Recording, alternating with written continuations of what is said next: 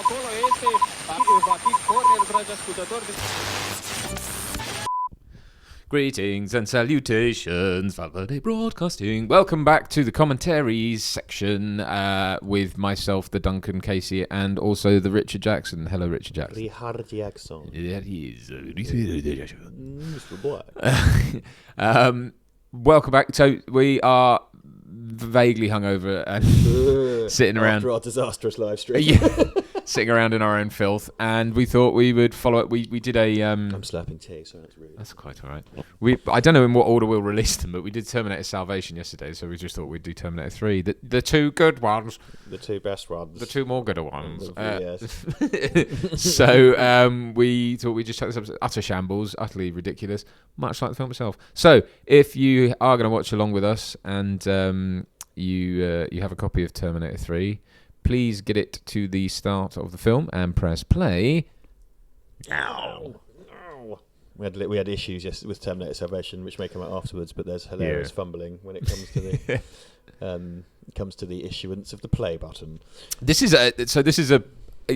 Terminator Salvation was a good one to talk about. I did enjoy that. This is going to be more interesting in certain ways because actually, it's that I guess to a certain generation that we fall into. This had such a this was 12 years after the last film. It was a huge event, and it felt very eventful, but yet.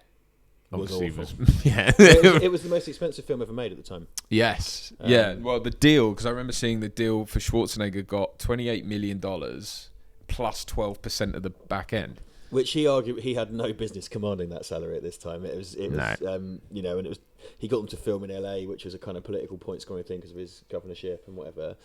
So they actually did film in LA because a lot of things were going off to Canada and stuff like that at the time. Yeah. I mean, the thing is, one thing about this film is that I've had a lot of turnaround in terms of my. I used to, when I first started on YouTube, I used to just kind of get ranty and angry and shout at things. I thought that was the dumb thing, which I still do sometimes. And a lot of stuff I've kind of matured on and tried to take a bit of a mature approach to how I review things and whatever. But this is a film that I genuinely just hate.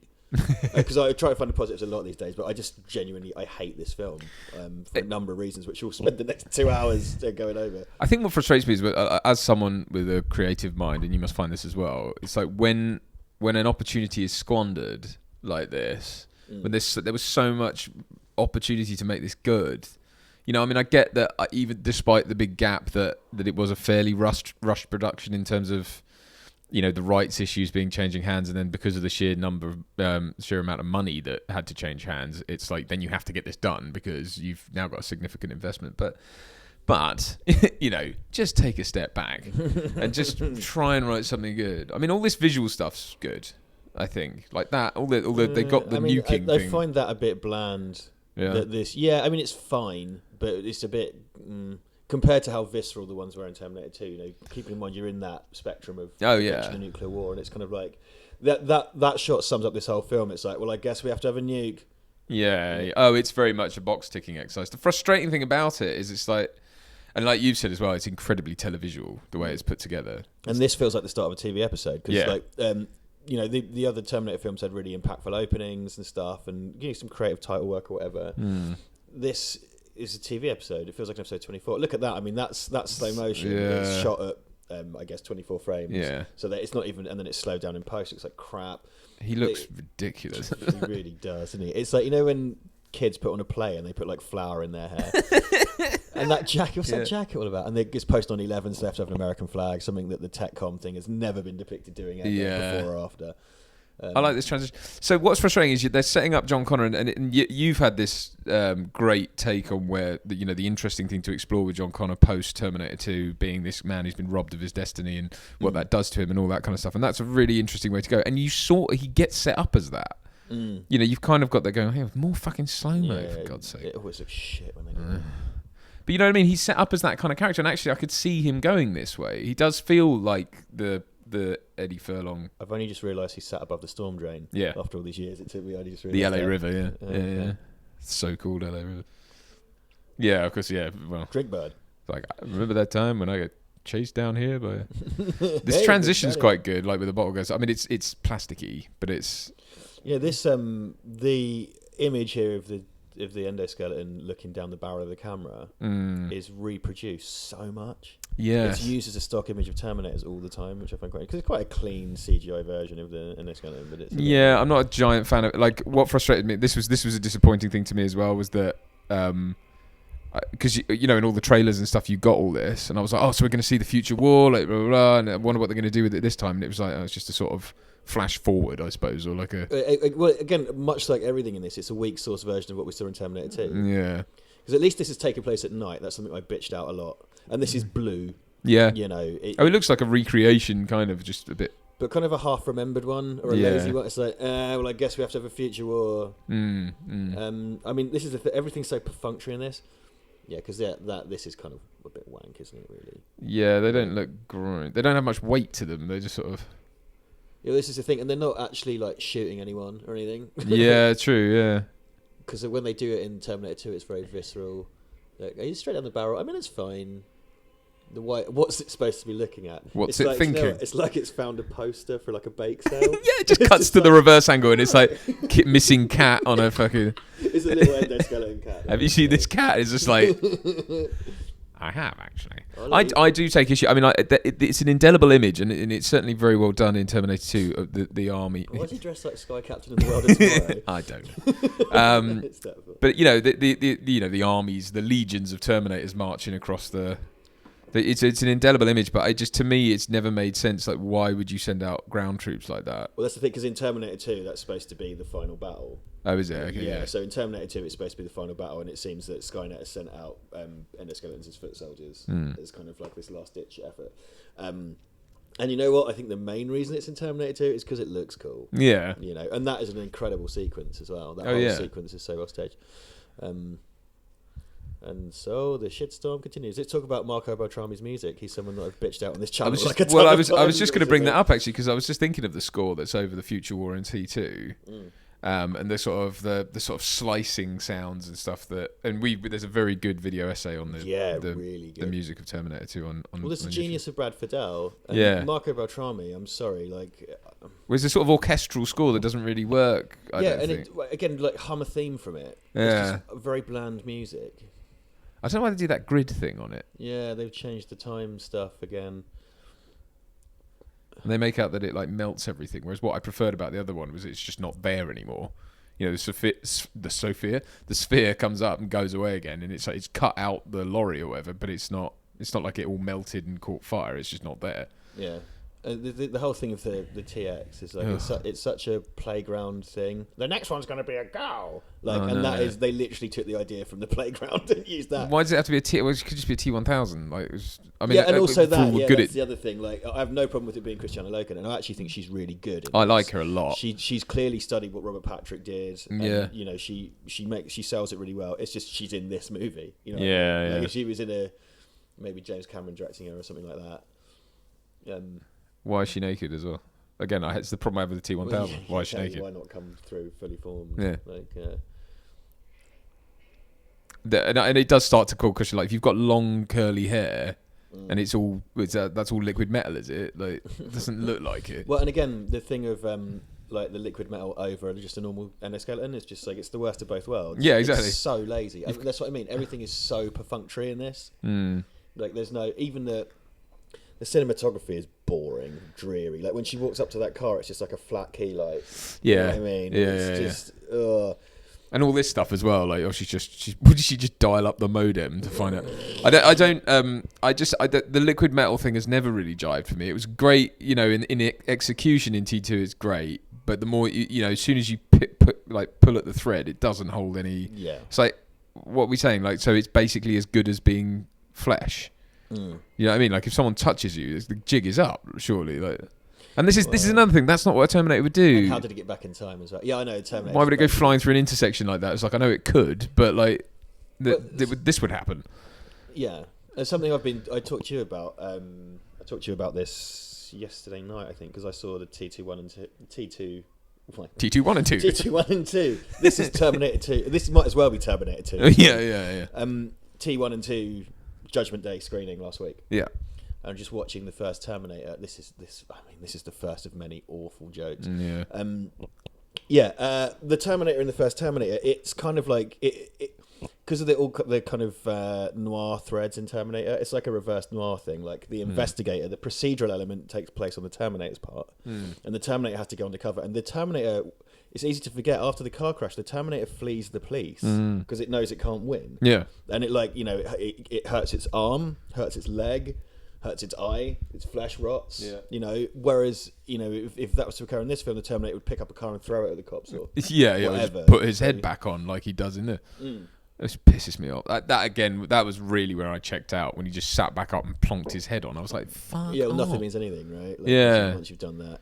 And that's one of the things I used to love about the first two films, was that they were they had this real, even though there are things you can pick apart in them, they had this real sense of sort of earnesty.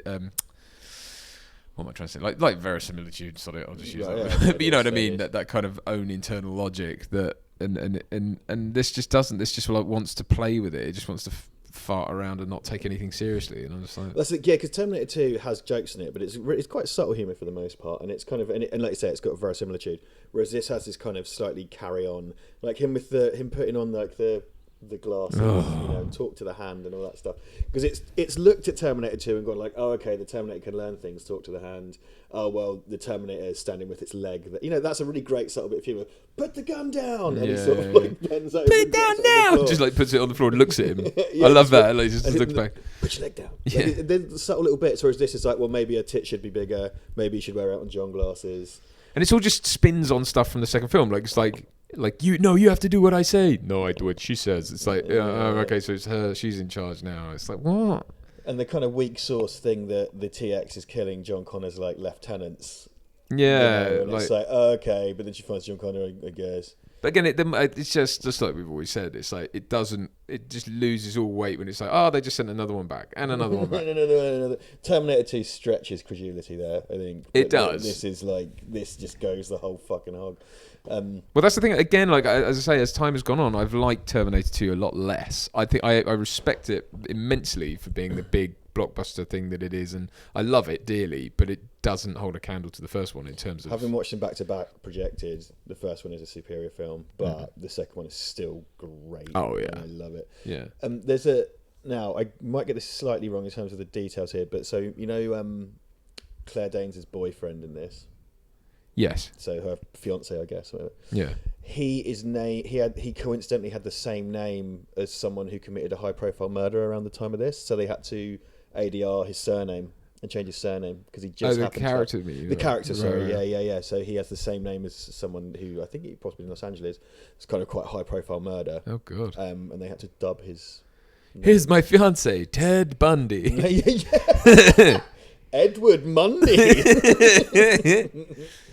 I remember they did the Oscars. They did a parody of this the year that came out.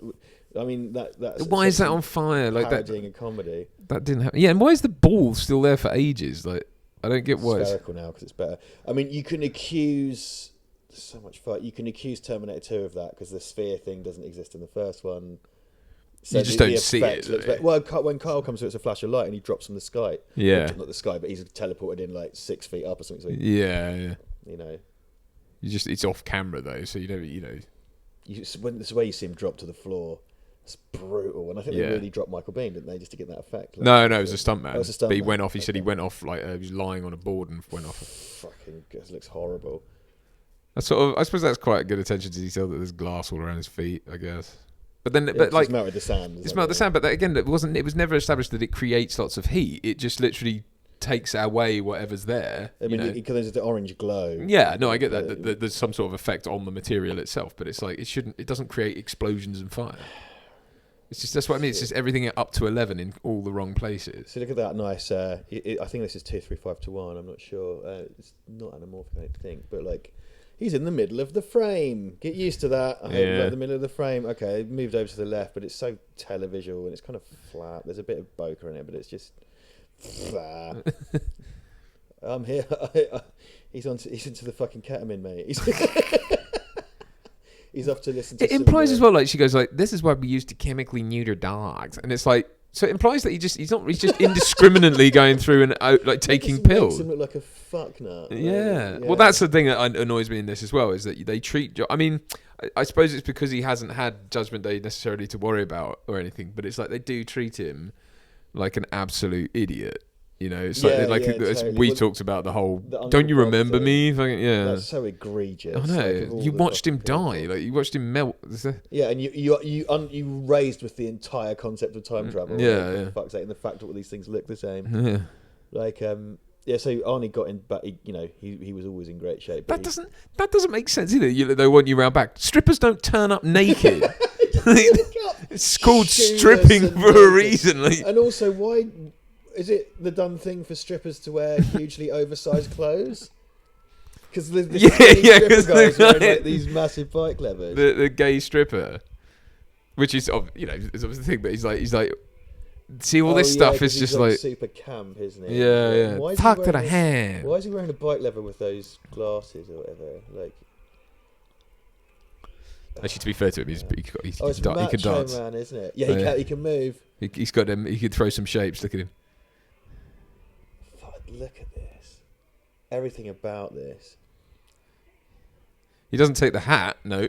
Yeah, no, or the gloves. Yeah, no, he does take the gloves. Oh, he does take the gloves. Yeah. If he was wearing the hat, yeah. sort of village people hat, that'd be amazing. I mean, would you in that situation? Why would he obey him? He actually talks to the hand. Yeah, I know, but why would he obey? You know, it's like that's the funny joke. It's like a Terminator wouldn't just go, "All right, I'll talk to your hand then." Is your hand your manager or something? Well, and this as well, the fact that it's like, well, the Terminator has to wear bike leathers. So Yeah. at least even Terminator Genesis put him in like a hoodie and stuff. You know what I mean? Yeah, the costuming there is pretty decent. Yeah, because I like in Terminator 2, it's like he appears outside of a biker bar or whatever. Yeah. You know, in a truck yard. Why does he take them off? I know. If he takes them off, Again, why would he put them on? Well, yeah. Why? What are we saying that the so you're essentially saying that the Terminator has taste or understands that doesn't work. Yeah, right. But he didn't know not to talk to the hand. You know, it's like what? He's either. Oh yeah, and this is ridiculous. So he's got an AP. This is an Audemars Piguet watch. That's worth about 20 grand. You wouldn't leave it in your sun visor. Oh, hold on, wait a minute. He doesn't put the watch on though, right? No, he uses it to set his own time. Yeah. Oh fuck! See, and why like Wayfarer type glasses are the worst? they're not Wayfarers. They're like Oakleys because at the time that was the sort of style. Wasn't it? I hate those. Yeah. What are Wayfarers? Well, I've got some. They're sort of classic. They're square. Whoops! I can fit Oakleys. Yeah, I hate those. Yeah. It's the kind of thing someone in Smash Mouth would wear. This is the film equivalent of Smash Mouth. This is Smash Mouth the movie, as far as I'm concerned. It's fucking.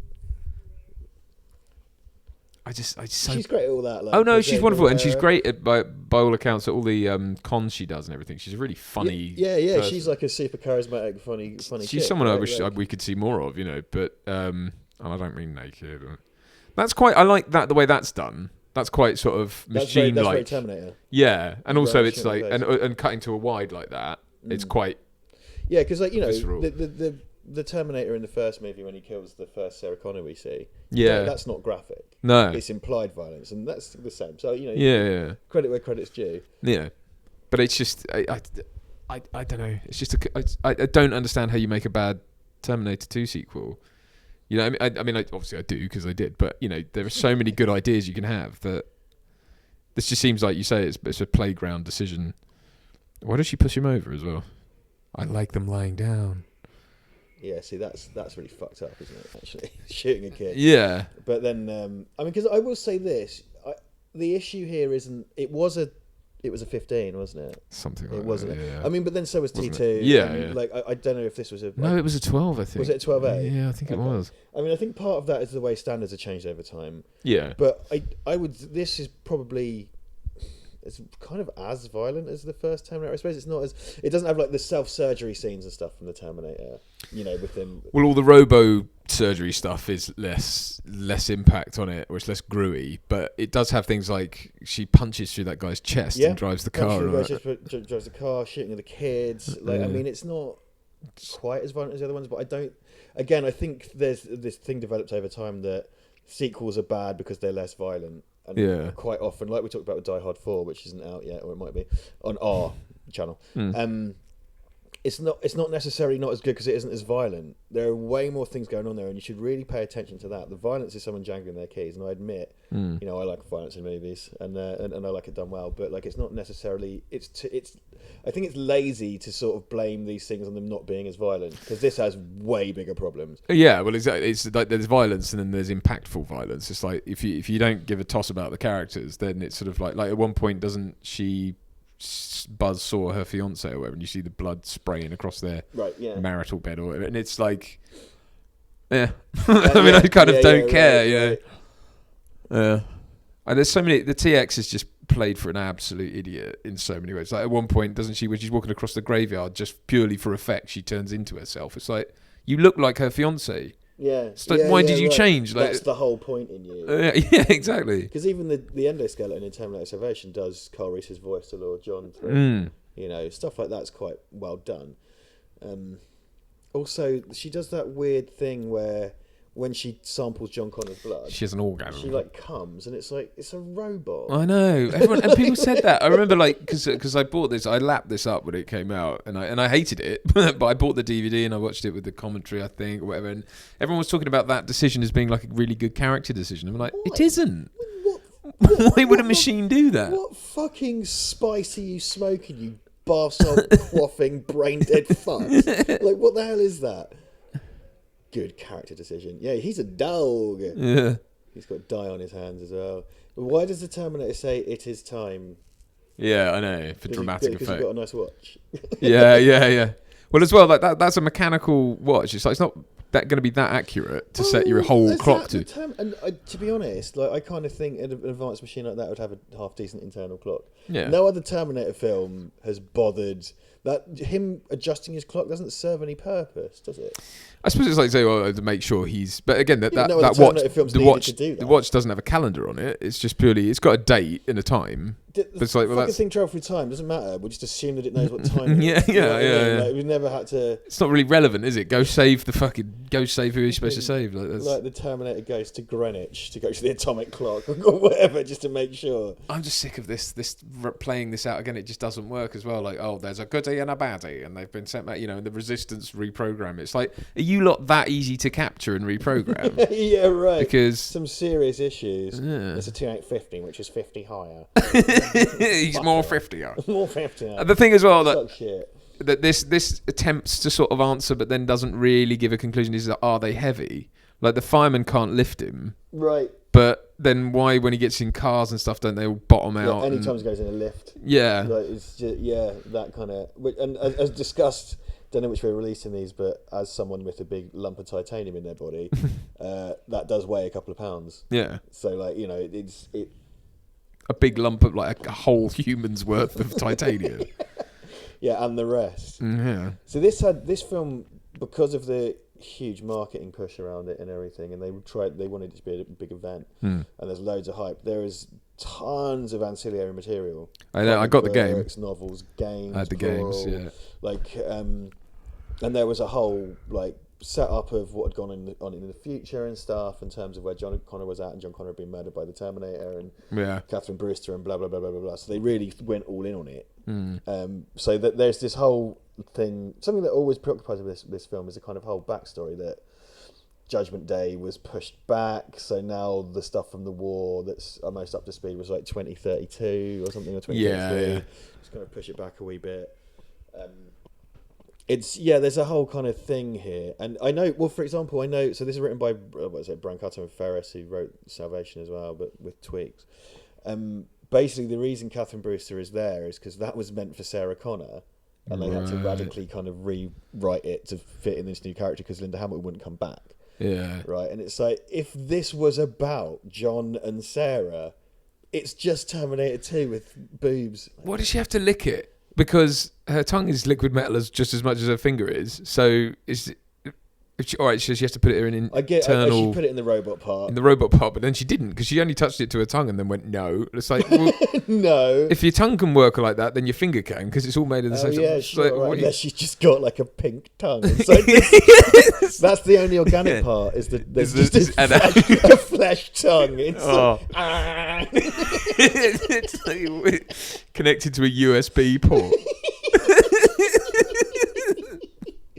Oh, This man. film is just ridiculous. Oh god, I love it. Yeah, just unnecessary flesh tongue in the middle of an endoskeleton head. But again, as well, like when you've played your villain up for laughs because she got bigger tits and she's done all this sort of stuff. It's like she's not menacing, and it's not Kristana Loken's fault at all. Look at that body language stuff, and she does the kind of head tilt thing as well. Yeah. She does a whole. She's kind fantastic. of cat-like thing. But it's just that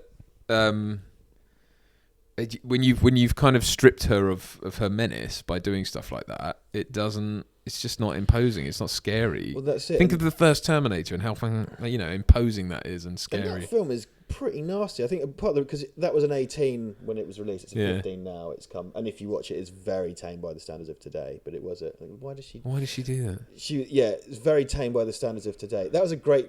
She comes up ready with the gun. Machine like was very good. Claire Danes does run really weird. I love Claire Danes a lot, but she does. Got a weird run, Claire Danes. The first film is quite tame by today's standards, but it's mostly the mood it creates. It's very oppressive. It's very dark in a literal sense. It's that kind of music and the theme of it, and it's a poor young girl being hunted down by this monster, and it's kind of a slasher thing. And I've said this before, but if you want a kind of a modern film that successfully captures the mood and tone of the Terminator, I think you could do a lot worse than The Guest. With Dan Stevens, which I might lend you if you want to watch. It's on Netflix. I've got the Blu-ray. Like, it really gets that. I mean, it's going for kind of more of a John Carpenter thing, but it really gets that mood. Yeah. Something that this is this is very much that thing where you just think you can substitute with explosions, and that's going to make everyone happy. Yeah. See, this is all. I remember all this image of him getting out of the truck, but would a Terminator do that? Why would he come flying at him? I mean, that's not a great way to save the person you're supposed to be saving, is to drive a truck over them by horribly endangering them. What's it called? The Guest. The Guest. Yeah. The Guest. Great movie, yeah. I watched that in the cinema when it came out. I got quite swept up in the ads and stuff for it, and I checked it out, and it's a little favourite of mine. That it's not on Netflix. Oh, it used to be. I'll lend you the Blu-ray. Thank you. Yeah, it's a good movie, man. It really gets the mood of the first Terminator. I'll tell you what I'll probably do, Duncan. Mm-hmm. I'm going to watch it myself, and I'll lend it to you next time I see it. Yeah. I'm going to watch it again. Yeah. That's worth an It Ain't Broke. Okay. I think. Really like that movie. I could check Prime as well, actually. Yeah, it'll probably be on Prime. Yeah, sure. Yeah, see, he reprises I Lied. I Lied. Yeah. What do you mean he reprises it? When did he say it before? Commando, I mean. Not from the Terminator. Okay. Just as being kind of a Schwarzenegger trope. Yeah, I guess. I Lied to me that's a pretty big deal. Schwarzenegger line. I Lied. Okay. I mean, it doesn't use it that often or anything, but it's just one of the best ones. It is on Prime, The Guest. Hey, fabulous. Is it included? Yeah. Mate, watch The Guest. It's fantastic. Really gets. It's not about a robot or anything, but it. Really I'm assuming gets that's what that's it's. The one? Yeah, that's the one. Okay. Well, all right. I'll watch that tonight. I've got to watch Tetsuo Body Hammer tonight as well.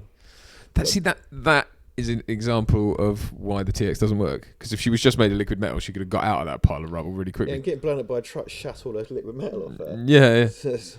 This shit. It's just slowed time. down. Time for what, man? You're a Terminator. Like, what? Yeah. He's talking to you about destiny and shit. Like, that's not. I remember this for the trailer. It was all like. And man, there's loads of stuff shot. I don't know frame. I've never worked on anything like this. I'm going to say 24 frames just for sake of argument. That's the usual cinematic frame rate. Stuff shot at 24 and slowed down always looks shit. I mean, and I know, for example, that even John Woo does it sometimes because you can see, like in the edit, they've wanted to patch some stuff because he does such a high frame rate as well, obviously. Yeah. But I really hate that. Why couldn't she stand up before then? Because she needs to do a cool thing where her hand come up. Yeah.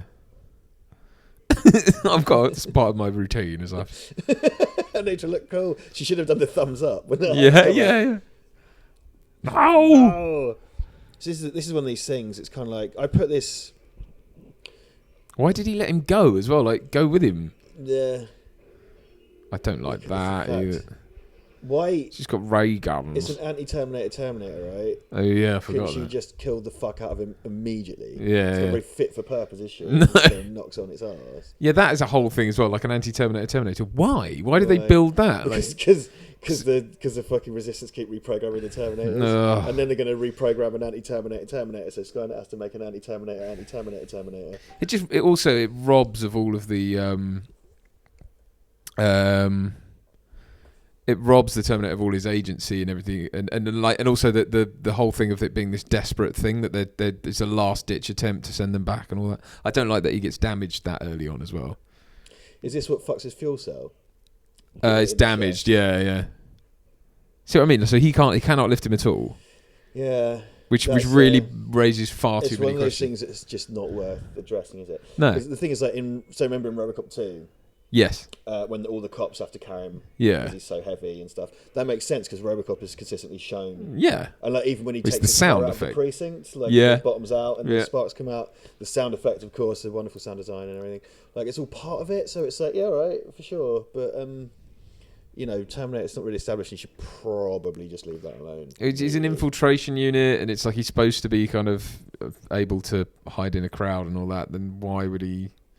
I mean, everything about it. I mean, it is so lazy, isn't it? This is the boiled potatoes and mince of movies. It's just sort of like, protein. Oh, yeah, would you like protein? That's another sort of almost millennium bug type thing where it's like there was like things are starting to go wrong. But it feels wasted because it's like the internet's not really. That thing is the whole thing is Skynet was cyberspace. That's so wank. And they definitely, like at the end when they ended writing this, they were nearly done and they were just doing their next line of coke, and it was like, hold on, the internet. Put that in there. Jobs are good. And by the way, you can't do this. You could not remotely control this unless they had things built into. Yeah, if they were like Google driving cars or whatever. But the reason why nowadays you can have autonomous stuff is because they've moved to things like electric power steering and stuff. So you've got electric motors built into but it. This is like fucking these gear are all just sticks and crankshafts. Yeah, these are all like hydraulic power steering and stuff. So you can. It temporarily turns into maximum overdrive for a small amount of time. Which I keep talking about that. Have you seen Maximum Overdrive, right? When Milo Estevez, Stephen King directed it. No. You've never seen Maximum. You've never seen Bad Boys 2. Yeah. You're so tired of me saying that. You've never seen Maximum Overdrive. Amazing. We should watch Maximum Overdrive. It's a really interesting movie for a number of reasons, and I think it's the only movie Stephen King directed, and he was so coked up he doesn't remember doing it, which is hilarious. Look, it's like the T1000 sort of. Remember that? He looks so awkward. T1000, He's got that shotgun as well. He looks so awkward trying to hold that and the bike and. Yeah, and he's wobbling about. Terminator 2. It's the whole guile. He's so slick. Can you mute your laptop? Sorry, yeah. I'm worried about it. Oh. I think it's still recording sound. Okay. Yeah, it's still recording. Sorry, we were getting WhatsApp. Sorry, that was really rude. I was just kind of like, mute your laptop. Apologise. Jack, this is kind of day for dusk. This is, what the other movies around this time love to do weirdly accelerated dawn and dusk. Yeah, so it's night. Now in a minute it's going to. So the truck chase that happens now is implied to therefore happen, I guess, at 6 a.m. or something. Yeah, because but the roads are just full and stuff. I mean, because it's like X-Men Last Stand. You remember when they go over the Golden Gate Bridge. It's like, wait a fucking minute. Yeah. It's going to be Christmas. I have magnetized the sky. Now it is day. Just done a part. Yeah. Siren. Siren. Wizard, you shall not pass. Siren. Terminator. Yeah. Peter Jackson. Jonathan Mostow phones me up. He says, I want you to play the Terminator. But I'm not a Terminator. Ah. That's well, it is time, John Connor. This is an anti-Terminator Terminator. Can you imagine? I mean, it'd be a very, very different film. Watch it though, wouldn't you? Whole hell's to the air. Watch it. Oh my days. Because why not? You could. I mean, that's the frustrating thing. Don't get me wrong. It's a big Schwarzenegger vehicle, but it's like, why? Like, why can't it just be other people all the time? Like, wouldn't it be a different one each time? Yeah, that's the thing. You get tied to the start. And, Terminator Salvation tried to do that and whatever. But if it was McKellen, I'd be so happy. I'd be so happy. I can't do it. I just can't do it, man. It's, I'm trying to think of a line to say now. I'm going to just have to redo the whole thing. Wait. Hold on. I know now why you cry. This is something I can never do. I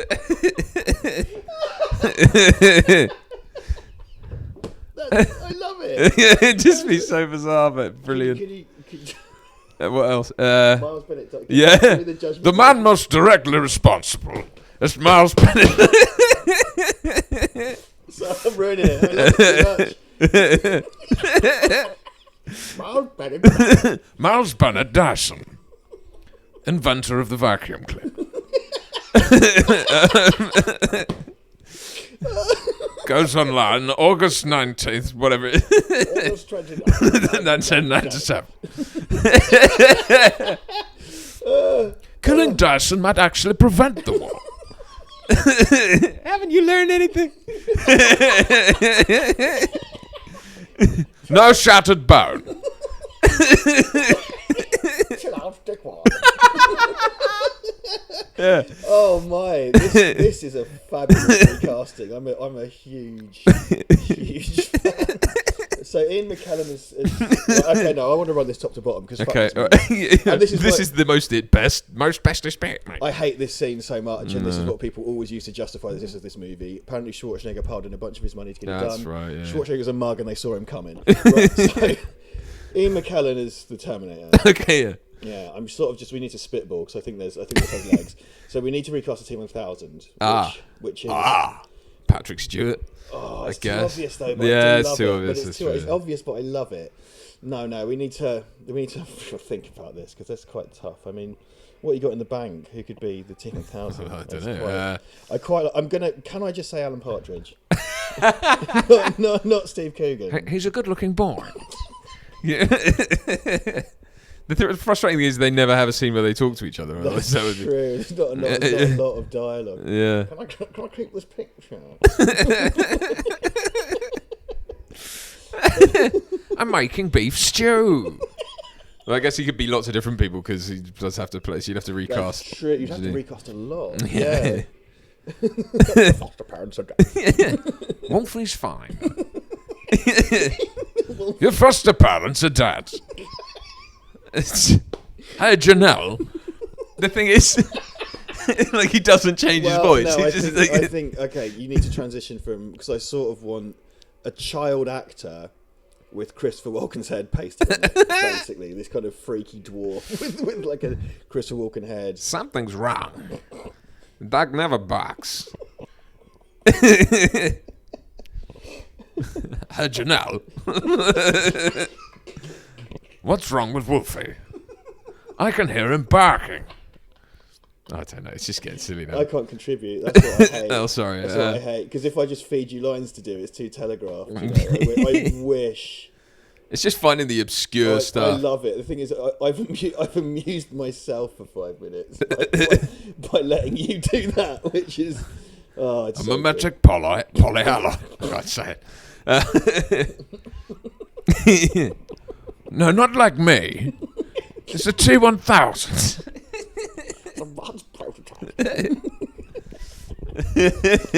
I think one of the things going back very early on in Duncan and I's association. When did it become a bomb or something to give me? Oh, no, I can't. Bombs have complex moving parts. Chemicals, so it can't do that. No. It would sit him down like a grandpa. He would still be wearing the leather. Yeah. Oh, yeah. But they would be fitted to Ian McKellen and the glasses. They'd be really nicely tailored. Probably. Really? Yeah. I think like a neckerchief as well. Yes. Just like a nice tasteful an ascot. scarf. An ascot. You'd have an ascot on a bike. I mean, I kind of think I sort of wonder if Ian McKellen's T800 would be on a bicycle, not a motorbike, like a nice upright Dutch bike. And with an ascot. Yeah. I need your clothes, your boots, and your pedalo. I mean, push bike. Your clothes, your boots, and your ascot. See, this doesn't really make any sense either. Like, that's hot garbage, mate. I've given up. Yeah, it's far more interesting to pretend to this is a technical achievement for sure. It's not very interestingly covered. No. Do you know? And they had to flip a bus in Genesis. Yeah. They had to flip a truck in Salvation. Yeah. Evidently, they're flipping another school bus in bloody Dark Fate. Are they? Yeah, I'm pretty certain. Well, they're crashing bloody planes into each other at this point. All bets are off, aren't they? There was some kind of... I remember because there was a script for this... I believe there was a script for this where Skynet basically was Y2K or something. Yeah. Some shit like that. And that involved... Part of it was a scene... I think one of the reasons they bulked at that script because there was a scene where a plane crashes into LA and it was going to be this really big thing to stage and 9/11 stuff. So right, okay. He looked like Jim Carrey coming out of the rhino's arse.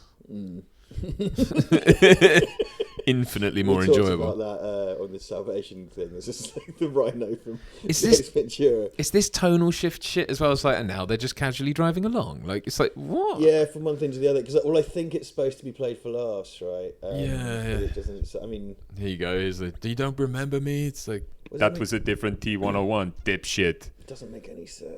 Thought you lived at a He school. would know that. It's the whole point of his entire No, existence. no. So he would know that. I hate that. You watched it die, you cretin. Mm. It's good job the Terminator killed him. Good job, because he's a prick. He's a cretin.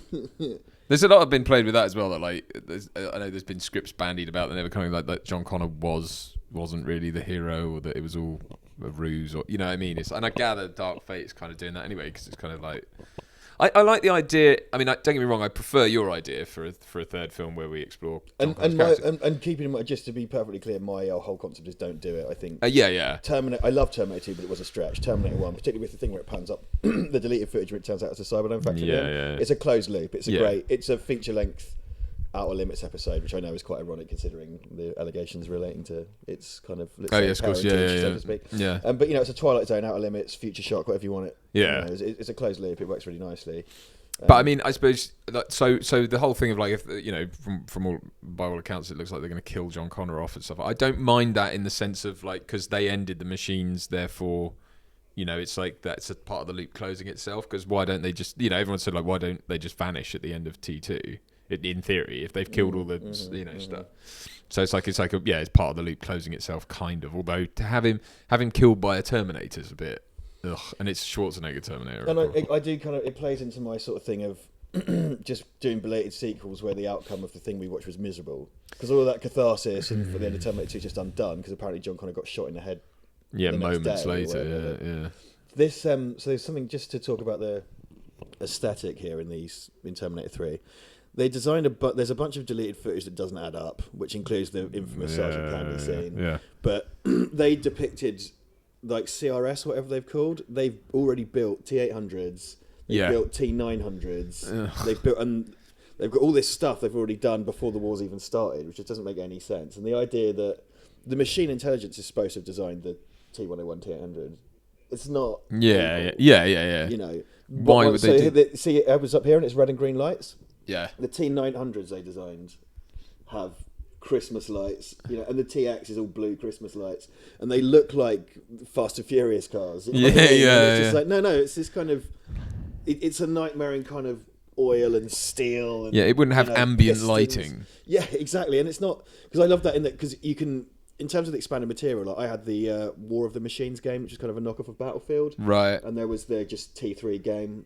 War of the Machines game gave you all the different Terminators to play with. And like the T900s or whatever are endoskeletons with loads of lights on them. Yeah. And it's like, it's bad enough that its eyes light up, but to have it walk across the battlefield looking like a fabulous Studio 54 disco, like it's all a bit... They've got such a boner on in this as well for like getting his machine bits out real quick. Like that. Yeah. You know what I mean? It's like suddenly he's just literally cut off his entire chest. Why didn't that happen? Well, I know it's a T850, so it's got a different power source. Why didn't that happen when she crushed the Terminator in the press? Why didn't that happen when they put the Terminator in the lava? Yeah. So I was like, different model. Don't believe that. You're a mug. It's a pyramid scheme if you buy into that shit. Well, because when they talk about his power cell, like here, it's nuclear. But yeah, it's, I don't know what. But then in the 120 years of my existing power.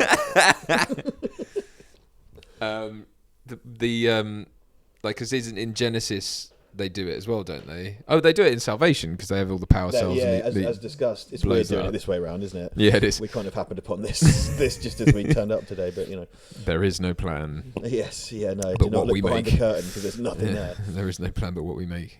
He's got some more glasses, has he? It's funny, like I suppose it depends what's in the supermarket, but he's just buys them a load of shit to eat, doesn't it? It's like popcorn and lollipops. Yeah, Humans eat lollipops.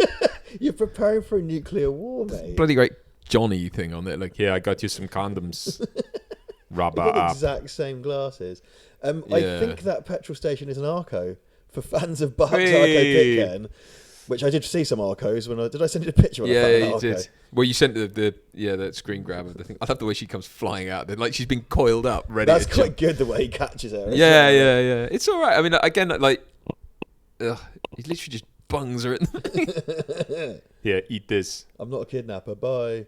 Yeah, have this fucking popcorn. That's what we're going to eat for the next 30 years in your bunker. Again, it's like the Terminator was smarter than that before. Like he wouldn't go around just like if you shoplift, you're going to attract attention, dumbass. Well, there is that kind of thing. The Terminator, the first Terminator, is like it's an infiltrator, right? So it behaves like a spy. Yeah. And it kind of accommodates itself, and it gets surgical tools. And don't get me wrong, kind like of it maintains does itself. rock up in suburbia and shoot someone to death. in Yeah, broad yeah, daylight, but it knows it's able to do it, and it kind of disappears, and it changes its appearance, and stuff like that. And there is kind of an inverse, like I said, film noir movies are often about bureaucrats, and I often cite Double Indemnity as that because that's a right. kind of insurance investigator. Okay. But then the later version, the 70s version of the Body Snatchers is kind of neo-noirish, and that is also about a health inspector. And Terminator is kind of the inverse of that because the sort of detective strand of that is done by the villain, and you only see it in kind of vignettes, right? Yeah. So it has that kind of noir strand. I think that's the thing.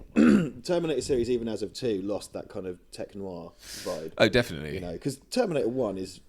And it's called Terminator. And it's called, it's such a noir, and I think it gets that element of it gets overlooked because it always rubs up against Blade Runner, which is the only ever neo-noir sci-fi.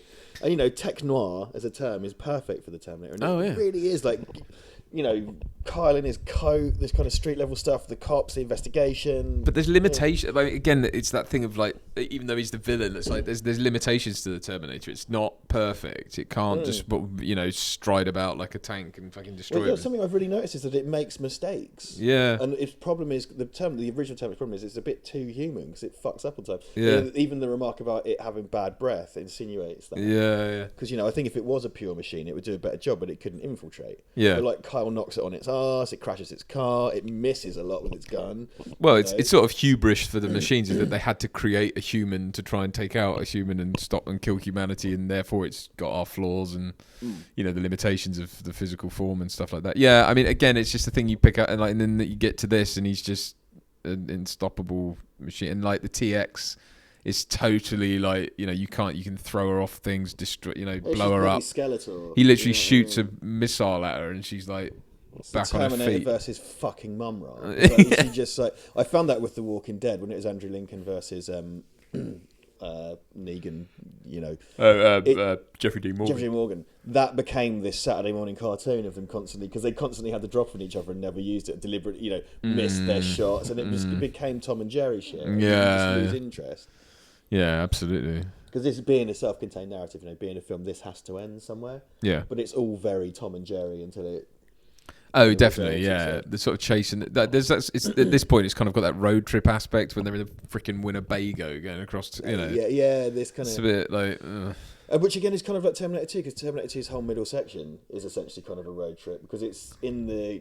And this, like that, is a chase film. And the first one is a chase film, and it's, so it kind of has that. But again, it's just this retread, and I think a lot of it plays into just how unnecessary the whole thing is. I think one of the reasons you can't make a good Terminator sequel is because it's unnecessary. Yeah, there's no real point. I know, other than to make money, of course. But, yeah. I mean, it's weird because obviously you've had Cameron was like, right, well, if I'm going to do a sequel, I'm going to 11 and I'm going to turn it all up and it's going to be this big action thing. And that's fair enough, because to try and recreate the first one wouldn't work. And that accumulated its funding in a very interesting way. Like Terminator 2, a lot about how that was created is very interesting in its own way. I'll be interested to see how he handles the Avatar stuff, because what I think Cameron gets for doing sequels is that he's very good at doing a second film. But the only thing I'll say is that it's very hard to go anywhere thereafter. He's very good at. Why does she even do that? I know. He's very good at sort of shutting the door on a third film. You know what I mean? Because like Terminator 2, Aliens, where do you go after that? And it's sort of been shown that like no, he covered everything. He didn't leave anything on the table. So it's like you can't like that's why you end up with this, and you end up with Alien 3, and you end up with I wonder. I actually quite wonder if there is, because obviously Avatar was this enormous cultural phenomenon. Yeah, it was incredible. I mean, I personally find the film itself quite bland and not very interesting, but it was this huge cultural phenomena, right? biggest grossing movie of all time, books written about it, mental conditions named after it, cosplay scene, all this stuff. And 10 years on, do people really talk about Avatar anymore? It Not went so quite much. quickly, didn't it? It's not, Yeah, and a lot of that audience weren't even born when that came out. Young kids, they've probably seen it. So probably a bunch of children that have watched that and love it. But it doesn't really seem to me that there is culturally a desire for another Avatar. People will probably flock to it, but in the kind of post-Marvel world, the way the scene has shifted, no one really talks about Avatar in any particularly favourable way, and hasn't done for some time. And it seems like what we're getting is some kind of quasi reboot or something. I don't know. Well, there's people who died that are back and things, and I don't get it. And I don't really care. I watched Avatar because I had to write an essay on it. Right. And I was able to pick 2 films, so I contrasted Avatar and Terminator 2 because they are ones that Cameron's kind of financing models and the way he works inside the Hollywood system is quite interesting, because he's actually kind of, in certain ways, worked outside of it, and he's kind of like this enormous juggernaut, independent, non-independent. I do think the kind of time in the Corman school sort of gave him that, but it's very tasteful, isn't it? What the mausoleum? Yeah, I mean, Sarah Connor, I know she's not actually in there. I do quite like, I'd love the alternative cut of this where he just walk around, he just wants to show him a skeleton. So it's dead Sarah Connor. Also, is that really a thing in mausoleums? Would you have bodies just in caskets? Caskets. Caskets. Why wouldn't that smell quite bad? I don't know. I don't really know how any of that works. No, I'm not neither do particularly au fait with funerary practices, but yeah, just a box shoved in a cupboard. Man, I went to the in La Paz in Bolivia. They have like this massive mausoleum in the middle of the city, because it's like South American like burial practice or whatever, and it's huge. And you go over it like a cable car.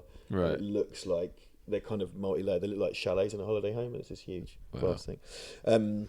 What also, I know it's for dramatic effect that he did that, but did that not crop up at all in conversation in your road trip? Like, where are we going? Why do we need to go there to get guns? Yeah, we're kind of involved in this situation. Do you want to help us? Do you want to meet us halfway? Yeah.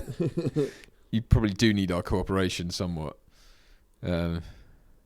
This bit as well, in a minute, where he starts losing his shit and he's like, "You're right, I don't need you," like, or whatever, and it's like, and then what is it like, basic psychology is among my subroutines. Yeah. What? Yeah, when he pep talks. You're an infiltration unit. You're not you don't need to convince anyone. Like, that shouldn't be anywhere near you. Like, he's just this sort of Swiss Army knife. Like, they put that in him for no apparent reason. That's why they added that 50, right? So shit, God. like all this garbage. Why does he look like Arnold then? Well, He's still a T-101, isn't he? Yeah. But he's a... Oh, it's all bollocks. Well, that's the thing. The thing is this: you kind of feel like the writers don't understand the Terminator in a lot of ways kind of isn't a character because it's a machine. No, he isn't. Of course, it is a character because it's anthropomorphic and whatever. Yeah. But it feels like the writers don't get this, and it feels really like Schwarzenegger doesn't get it, or he knows it's shit and it's just like, fuck it, I'll have the payday, thanks. Well, by all accounts, I hate this that. means his teeth are metal. Well, yeah. Or like he opened his mouth so quickly it flew to the back of his throat or something. Oh, do they? As well, like, don't show us too much. Don't get into the intricacies, because it's like, does he have an esophagus? Where does that go? He's got to have a tongue and stuff, right? Yeah, This is a part of the illusion. But and again, this is another thing. This is stuff from Terminator 2 just being done not as well. So the same thing.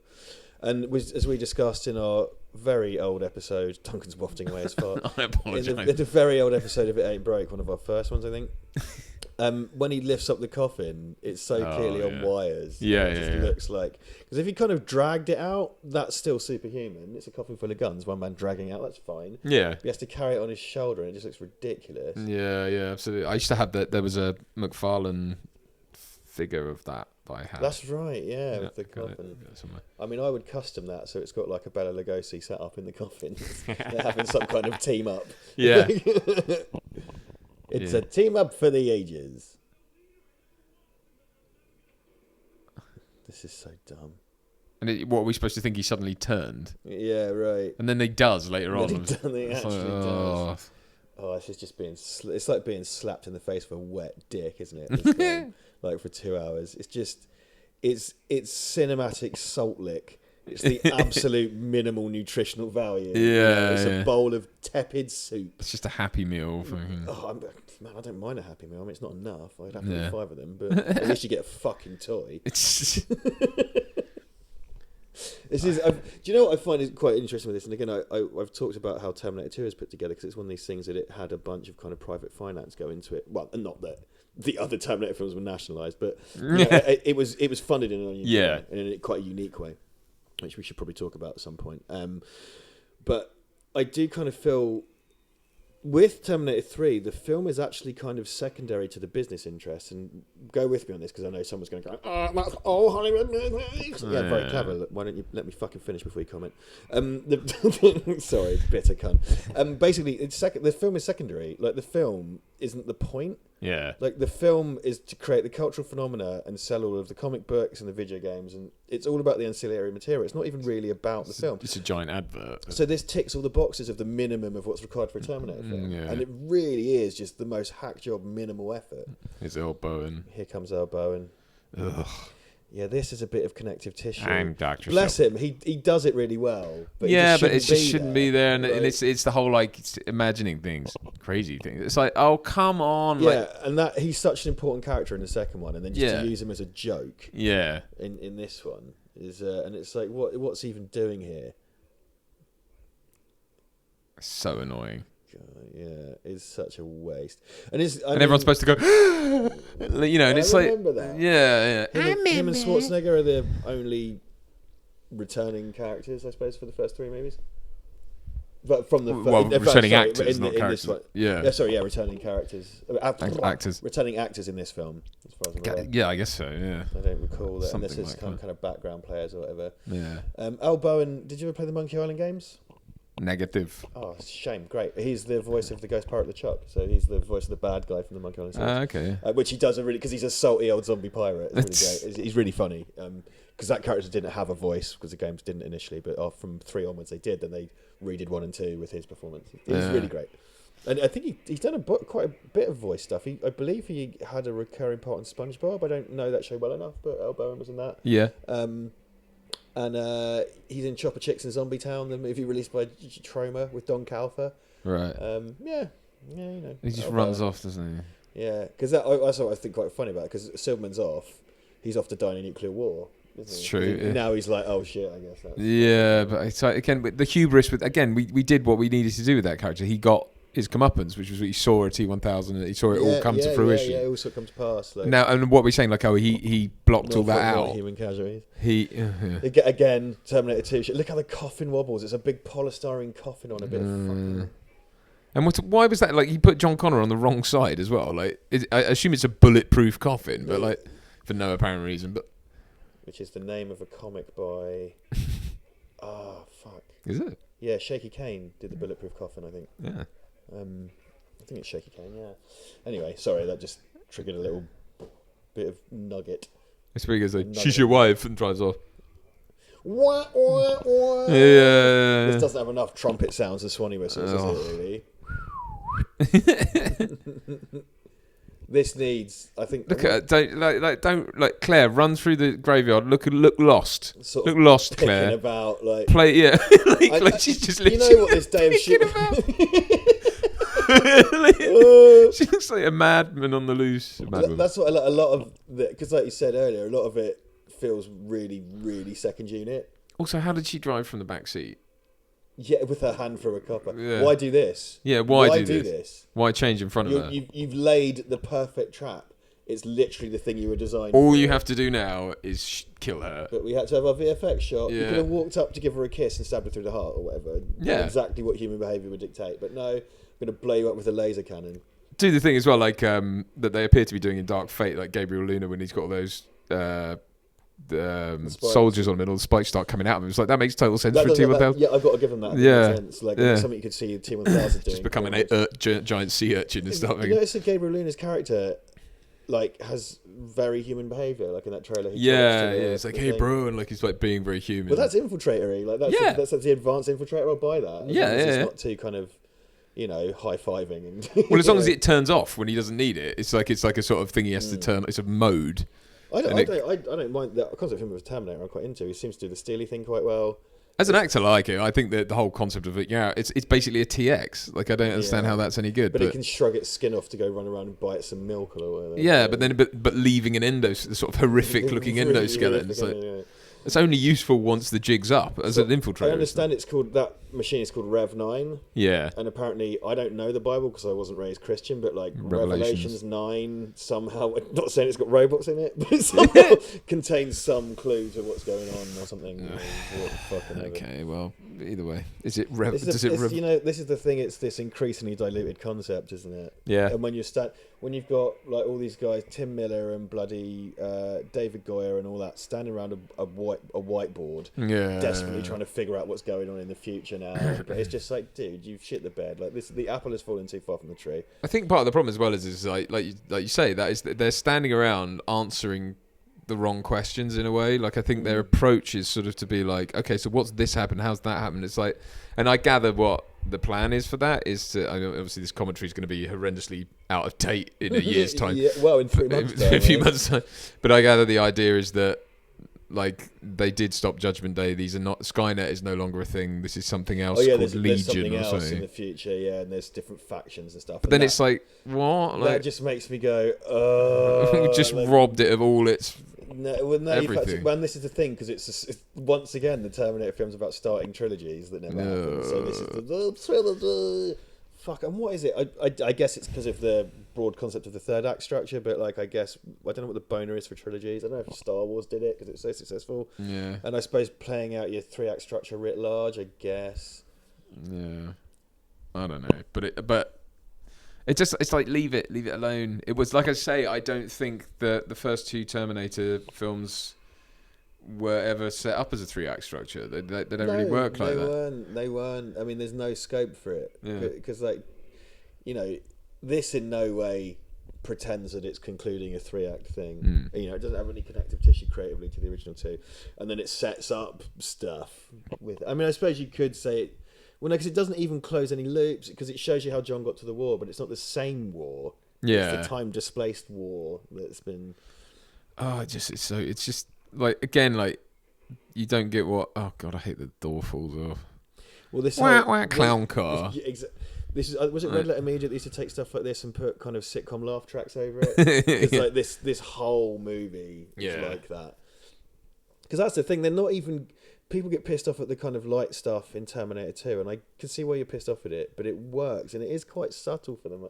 Quite subtle jokes. Oh, it's character-driven, though. It's all, it's right for the story. It's character-driven, and it doesn't overwhelm the story. It's there, and it's serious and earnest when it wants to be, and it kind of shits the bed slightly with the thumbs-up thing, but, whatever. Yeah. But this is constant, and it's not witty. It's like proper basic How I Met Your Mother Big Bang Theory shit. Like it's sitcom level kind of wank humor. See, this as well, like again, it's this giant tonal jump. Now she's crying, which all right, like I get it, you would, because it's a traumatic experience. But you're sat in a hearse with the roof ripped off. You're in this like and a coffin full of guns. Yeah, exactly, exactly. It's like, and God bless her, she's doing the Lord's work as far as she's trying to sell this stuff. And she's Claire Danes, obviously a fantastic actress, but it's just. Yeah, it just doesn't work. And then now we're going to have a laugh with, like, he's just hanging around checking out guns. And again, it's a pale imitation of the T2 stuff with the gun. Yeah. Also, the thing I don't like about it is that they've put all that damage on his face, but under every part of it, and it is clearly on the surface of his skin. It's like on the cheek and everything. But under the cheek there's metal. So no, there isn't. Because there's a gap that goes through to his... be a hole through to his cheek. That's just flesh. Yeah. That's the point. It's T850, there's 2 discs of metal under each cheek. Choke on turd. I'm just happy to unleash the beast on this one, because I don't give a shit. With the Marcus Wright thing, they did show him as having some sort of mesh under the skin. Yeah, and that seems to be... what's her name from Black Mirror stuff? Who's the new human protector in... that's annoying. Name. She's from... I said it to you yesterday. She's from Blade Runner 20... The Blade Runner sequel. She's in Black Mirror. 12 to 22. 12 to 22. We know who we mean. Sorry, the idea is she's had some kind of bulletproof mesh or something put under her skin. Yeah. To make her more tougher. Yeah. But I quite like the idea. I like the idea that the flesh would have to sit on something. It couldn't just be the endoskeleton, because the flesh has to be kind of bonded to something. It can't just. In the case of this Terminator, it's like we know that's not the case. Yeah. So why? This interestingly, because I remember in the kind of build up to this, the Terminator 3 had really quite involved website that had a whole function to add fan art and stuff like that, and you could upload your shit and whatever, which was quite unusual. And I spent a lot of time on that website in the run up looking at kind of cool fan art and stuff. And a lot of the publicity referred to the Terminator, the TX as the Terminatrix. Yeah, Which is, as one of my friends put it at the time, that's like the T800 being called the Hunkinator. Right? Yeah, it's just stupid. But this is the only scene where he... Terminator. John Connor calls it the Terminatrix in this scene. Right. So this Terminatrix, and it's like, I think he's supposed to just pull that out of his arsehole. Yeah. But the Terminatrix really, what? Because it looks like a woman. Is that what the Sexinator? But it's like as well, like they have to keep giving these fucking things names. It's like it's a code. It's just it's a model number. Yeah. It's a model number. Like it really. Let me explain. This one is the T1000. This one is the Terminatrix. Like they all have names. You have to learn this, right? Here's the model number. and it's like a sort of release of cars or something like that. They're talking about like the E39 version of the because it's techie. 5 it's series. trying to appeal to that. Because I'm a camera guy, right? You're a car guy, and all that techie shit and new models do appeal to us. So they've tried to fold that into a fiction, because they bring the upgraded one. Yeah. So, this new Terminator's called Bible Reference. Yeah. Bible Reference 9000. and this is its counterpart, Catholic imagery. Yeah. Like, it's... Oh, yeah, he goes to put the gun to his head. But John Connor can't kill himself. And again, it was frustrating. Is there are elements of like the character here that's kind of like, I don't want any part of it. I never did. Like it's sort of like all that stuff is interesting to come out with, but not here. Again, not with your wacky racist bloody hearse behind you. It's like this is not the time. There's even a toilet sign behind him.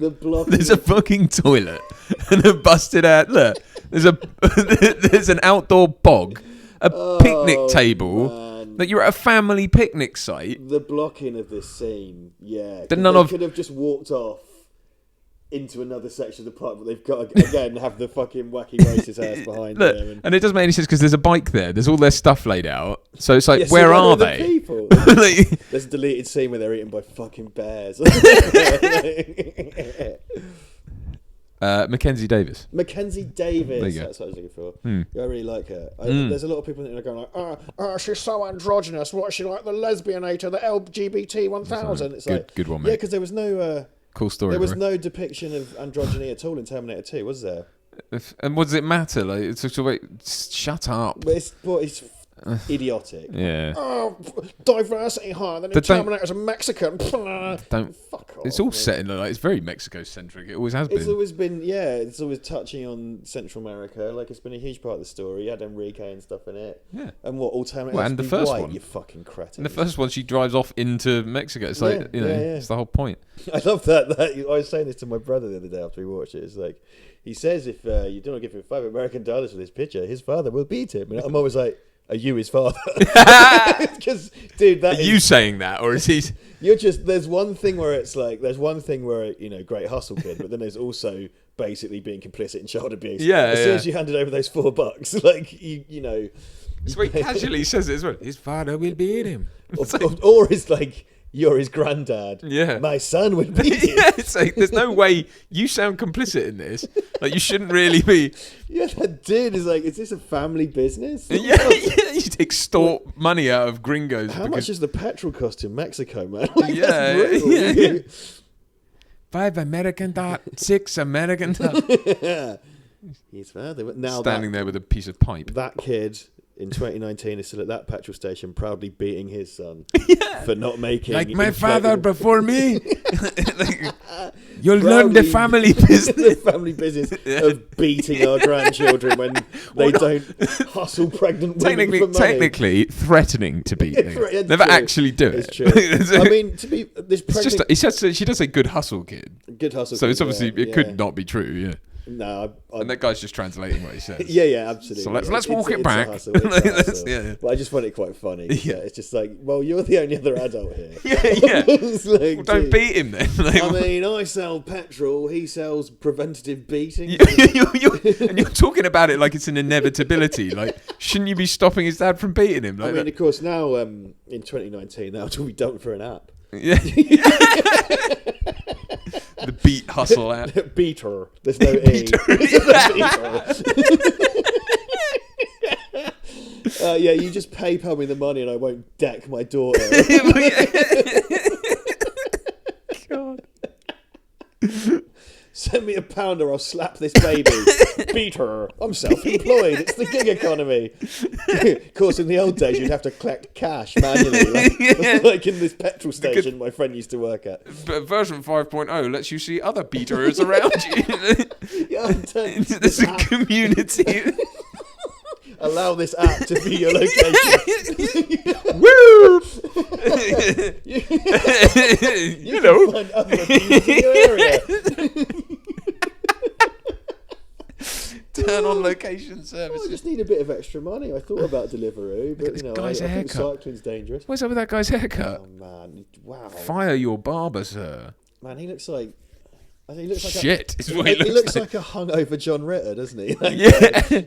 Also, like, I hate all this. Like, oh look, they were making them all along. Yeah, It's well, like, why? To what end? Like, that is clearly designed to just. Because the point is they put. I know it's advanced the timeline, but the point is they put the artificial intelligence into jet planes. That was the initial thing in NORAD and missile defense. Like, because there's a ton of deleted footage of them working on T-800s and T-900s and stuff. And the Sergeant Candy thing is just beyond egregious. Like that is. There's an endoskeleton. Oh, there you go. thing. Yeah, so that's like the T-900 or whatever. Yeah. Okay. So there's Why are they creating scene that? where they've just got a T-800 basically. Yeah. It's like, why would they be making Why it? would they even have it? Doesn't make sense. It's from the future for fuck's sake. I know. And what is so they're making their own infiltrators because the timeline's changed. The thing again, like, I know it is an issue I have with Terminator 2 is having those hordes of them walking across the thing because it's like wasn't that designed to fit inside skin so it could be an infiltrator? Yeah. It's not. It's no use for it otherwise. You know, but they have to be like they're like spokesmen for Skynet now. They're like they're kind of ambassadors. They're brand ambassadors. Hello, we'd like to talk to you about the missile defense system. Hello. Skeleton with that. Yeah. Do you need something to run your defense system? Wait, didn't you nuke the human race? No. There are a lot of misconceptions. about that. Yeah. Can we come in? It's got like a little book. On the chain. Like, the doors on the chain. Like, come in. They're like Mormons. They've got ties on, even though they're just skeletons. Little book, literature. and a man, a satchel. A satchel. And It's not just about war. oh my god. T-800. The book of T.I. Oh god. I'm a friend of Sarah Connor. I've told you. I'll be back. It's also that thing of like, can we come in? Like, just plug this USB. Hello. It's like a bombed out house that's still got a front door. Dude in rags answers, hello. Sienna. I wonder if you've heard of Skynet. Yes, I have. As it happens, yeah. That's why all my family's dead. That would be if you heard of Skynet and he just looks round at this bombed out house. There's a lot of misconceptions. He's got a lovely Audemars Piguet watch. They're obviously sponsored this film. Yeah, well, there's a ton of product placement in this. So these. I hate these. I know you like them. I think they're stupid. I'm not so mad now. I think because we talked about this a bit yesterday. I mean, these are Stan They're like Winston. fucking Daleks for a start. Yeah, they kind of make sense because they're but it's not something the humans. Why is it called a T1? Why is it called a Terminator? And it's got that kind of malformed skull. It looks ridiculous. This is a Stan Winston team thing. I know, but that doesn't mean it's good. I get it as a drone. I get it as a drone. I mean, It just shouldn't exist. It's just ridiculous. well, it shouldn't exist before the war. No. You know, that's the issue. I think it shouldn't exist before the war because you had to fight those in the War of the Machines game. The drone things. Pain I in think you the could play as one of the drones in the CRS level. I don't know. Because that game had a hero mode, so the person who's winning the server could play as the T-800. Right. I mean, it kind of sucks. What sucks about that, because Battlefield 1942, the Battlefield series is a really big deal now, right? But Battlefield 1942 was a thing, Battlefield Vietnam. Yeah. And there are a ton of mods for Battlefield, right? Because it was open worlds and you could have huge teams versus each other. You get hopping vehicles, all that. Someone was making and there are a bunch of great mods. There was a good Transformers mod, loads of great mods for that game. Someone was making it was called like Terminator 2029. Someone was making the Future Laser War mod. And bloody whichever arseholes made this shut it down. They had it shut down because they were bringing out War of the Machines, and War of the Machines was completely half-assed and basically released unfinished. Yeah, I hated it. The better one was that, wasn't it called Salvation or something? There was a game called Terminator 3 Redemption. Was it Redemption? And you had the quip button so you could make Arnold speak. The third That's person. right, yeah. But that was actually quite That was good all fun. right, and it was quite well mounted, if you will. Yeah. It's I just quite a shame enjoyed it was a T3 game, but like, and they kind of. they didn't have Arnold. Yeah, but it was third person, so he always had his back to you, basically, didn't he? Yeah, it was his likeness, but okay, it wasn't his voice. But that was decent enough. That. Yeah, that was a decent enough game. I'd quite like to see if I could. I think that was on Cube. I could let's play that. Oh yeah, I'd be up for that. Oh, dude, we need to do more. Yeah, we should do more console. I don't know if I let's still plays, have it. I might still have it somewhere. What platform? Xbox. We still got an Xbox Somewhere. Oh, if it's backwards compatible, we could put it on my 360 and play it for HDMI. I'll see if I can find it. I might not have it. Oh no! Be a filthy lie. My wife might have thrown it away. She was just like, stop being a child. Yeah, fair enough. You're in the games now. Yeah, yes. But not of them. You were in there, but not of them. I could, if I could get a copy, we could put it on my 360. That'd be great. If the damp hasn't eaten my 360 in the cupboard. Yeah, And, I've still got mine. I can bring that over. Oh, nice, cool. Yeah. Yeah, no, you've got a Creaky old 360. You've got like one of the black ones, haven't you? One of the No. Oh, It's no, not. so we've both It's got very the OG. early We've both one. got the OG one. Yeah. She'll be right. Because Get it, remember. now, I don't know if you guys remember in the Terminator films. Yeah. In the first Terminator film, there's a scene where he goes to the police station and he Is says, that Terminator 1? Terminator 1, it's Right, called that's Terminator 1, but it's not a number one, it's O-N-E on the end. So he goes to the police station and he W-O-N. says to the man, W-U-N. Who won the Terminator 1? Terminator 1. No, money down.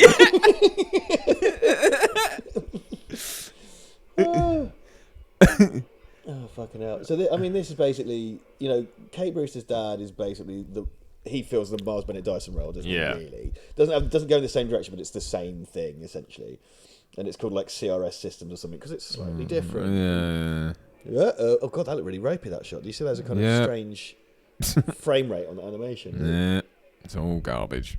Hot garbage. And that's the thing. And the thing is, when you're changing things, like, you go, oh, it's a new timeline or whatever, it's like, then there's no stakes. I don't care. Nothing means anything. People always talk about this as being a good thing as well when he has the fight with the TX. I hate it. It's terrible. I absolutely hate it. Hits her with the canister and stuff. Yeah, and she grabs his balls. And again, what are you saying? Does he have them? Does he not? I mean, he did in the first one. He had a giant schlong. He's got to have a weenus to fit in. Swanging around. It's whether or not he can work his weenus to help infiltrate. Yeah. It depends what he's infiltrating. Depends where he turns up. These things look really... They look very weird from the side. They're kind of recumbent. Like, oh, yeah. See this? It's like... Why would that have a trigger on it? Yeah. Unless the Terminator 1 is just firing... It's so Johnny 5, isn't it? It is really Johnny 5. It's got the and tracks. actually, I can't remember what those robots are called, like, in that film. But they're actually quite scary. Yeah. Quite scarier.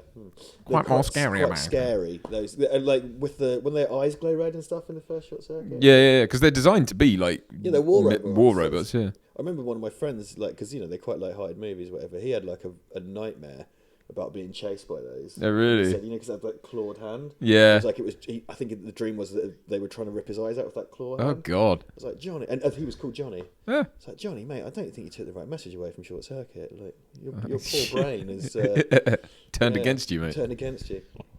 I maintain the design of the robot and the puppetry and everything in those films is pretty amazing. More so in the second one, purely take on the basis of the puppetry and stuff. Yeah. They get a lot out of it. I love that design. Yeah. I love that design. Yeah, it's brilliant. I mean, again, like you just said, it's like it can look evil or utterly innocent. Yeah, because when he's kind of humanized, the little kind of flaps on his eyes become eyebrows, so it's very expressive. They use the kind of it looks like the aperture of a camera, so there's like the shutters on his eyes. To open and close. They make his eyes blue. Yeah, it's great. I love Short Circuit too. I can watch that whenever, and it's on. Get down.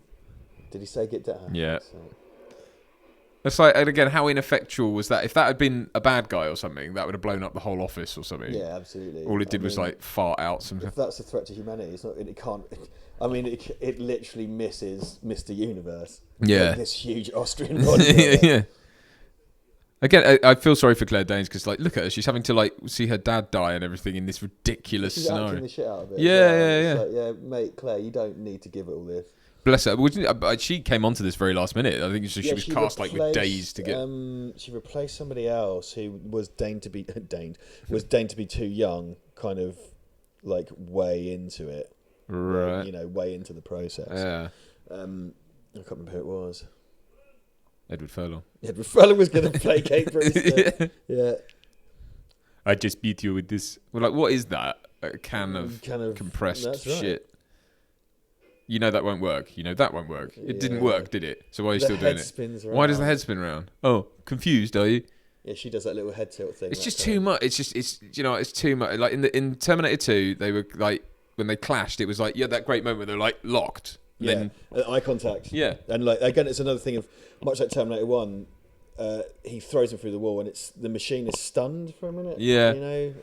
But also, like, there was that thing of like, that it was dispassionate. They weren't like trying to kill each other or anything. They were just in each other's way, essentially. Yeah, and it's the same, like, the fight at the end in the steel mill. It's kind of weirdly intimate. It's like walking up and stabbing someone in the heart, right? It's this thing of, like, putting the rebar through them and whatever. And I think it's sort of also that thing of, they're supposed to be, like going through a routine almost of how they're killing each other. It's like, I think it's a mistake as well to put any liquid metal Terminator in water, because then what? Can she get wet? She can't really, because it's all just metal. So how does you know what I mean? Yeah, you just don't think about it too much, right? Like, why does his glasses get left behind? Because it's funny. Because funny jokes are funny. Does she grab him by the dick? Like, so he's a robot, right? But she touched his dick, and she's a girl, and he's a boy robot, and she touched his dick. Yeah, it's quite funny. I wonder who wrote that scene. Robots don't have dicks, do they? But sometimes they do. But they're not real dicks, and they're not really a boy and a girl. But she pretended like they were boys, so she touched his dick. Nah. Did you see at the beginning, right? Wink, wink, nudge, nudge. Some boys like girls, right? And some boys like girls with big boobs, and she made her boobs big because her boobs weren't big, and then the man thought that her boobs are big. It's really clever. That as well is lazy writing when it's like, and they just fall through the ceiling. Like, why? Yeah. This stuff, like, I mean, the kind of CGI surrounding her morphing her body is a bit ropey. Yeah. From 2003, so, I think I did a commentary on this probably about 7 years ago, I think. Oh, yeah. It was the last time I properly talked about it. I mean, I reference it all the time, but I've only spoken about this. We never did an episode on this or anything. I did a commentary on it, and then I've admittedly have chosen many avenues to complain about it ever since. I really don't like that. And then she decides to reprogram it. It's like, you just stamped his head off. Yeah, make your mind up. Yeah, shit will get off the pot, love. And then, like, head's a bit ropey as well. Oh, it's terrible. And I hate the way you can just plunk it back on. Yeah. And he acts it going back together. Yeah. He's like, oh, klug. I'm the Tin Man from Wizard of Oz. Yes, very much so. If I only had a brain. Fuck off. Fuck the fuck off. Oh, this bit's creepy as well, because doesn't he say you remind me of my mother? Yeah. And there's a small HK. Why is there a mini HK? It's like, mini HK. Oh, I want to fuck my... I mean, let's go. The line should be, you remind me of my sexy mother. Yeah. Why is it confused? That's right. Da-da-da-da-da-da. That isn't in this. That isn't in this. Then there's that weak source orchestral version at the end, which is like, no. Yeah. It's almost as if having electronic music in a film about robots has some kind of point. Who would have thought there's some kind of... It's almost as if the music serves a story and there's some kind of thematic link. But again, it's not really... This isn't about the film. That's another thing. It's that's about just getting bums on seats to sell the rest of the shit. Yeah. And how convenient is that small arms fire effectively can take down... A fucking AK. Yeah.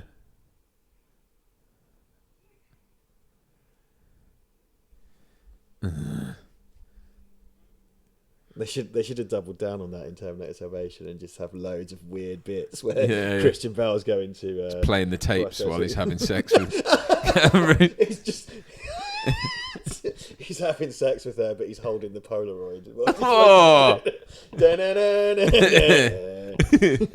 Say, call to John. Oh! Which doesn't make sense because that's what the T-1000 said. Oh, he dresses her up in like John.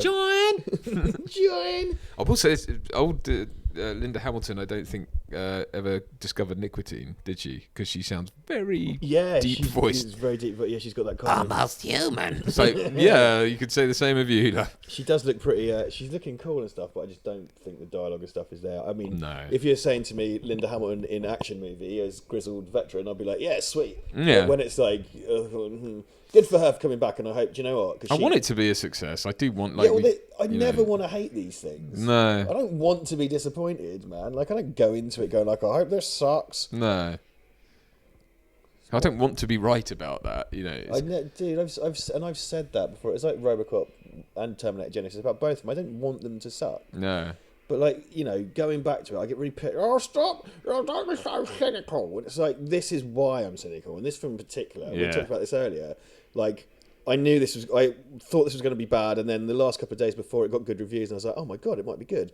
And then it just made me so angry when I ended up finally watching it. Because it was just like, God, is it because it wasn't just bad, it's like insultingly bad. Yeah. You know? Is that what would happen in a particle accelerator? Yeah, sure, why not? Oh, well, I guess they are magnets. They use magnets to Yeah. accelerate the particle, I guess. I gather. I mean, I'll take it, whatever. Yeah. That's much sense. But then it does raise a lot of questions, like how has her watch not been sucked to the... Because she's wearing a watch. Yeah, right. Why hasn't that been dragged up to the... all the metal on the buckle on his backpack? Like, I mean, I hate the TX skeleton. yeah, I do. It's so... Because, like, the thing with the Sort of Terminator is kind of like this... Bug-eyed and... Yeah, weird. it's kind of insect-like, and it just looks like... One of my issues with the Decepticon designs in the first few Transformers movies is they just look like scrunched tinfoil. Right. They're hyper detailed, but for no real purpose. Yeah. And yeah, it's kind of because you know the Terminator is like this kind of weird mockery of humanity, right? That's so standing. Yeah. Do you know what I mean? That's so clearly not them. And there's some shitty composited smoke. And there again, as it's well. like, I'm acting, running and looking for a thing. Don't act it, Look do at it. the floaty CGI head, and he's And the trying jacket looks awful. He's trying to fumble around for it. Surely, an anti-Terminator Terminator is not very good at his job, is it? No. Well, but then she reprogrammed him. Yeah, right. But like, she put bloody, and it's the way he has to fight it as well, because it's kind of like in Terminator Genesis, look after my Sarah. It's just like that. It's like that. It does not get what these characters are about. Look at the state of that. and another thing, why? And another thing. How does that work? It's like if either the magnetic stuff's screwing you up or it's not, you can't then just use that. Does that kill Why? him? Why does destroying a car turn him off? Yeah. Like, what is that? How they shut down? Is because it? he really wants it, right? It's Yeah. kind of like, well, he died of a broken heart. You know what I mean? Yeah. Yeah, I know. Well, and it comes back to the RoboCop thing as well. So like, he just had to try a little harder. Yeah, He's a machine. Oh my god, yeah. Like, for God's sake, I mean that is at least in some way excusable because he's a human in a machine. But like, this is not that. In Skynet, they say the Terminator's heart grew 3 times that day. Some Doctor Who shit. Can we come in?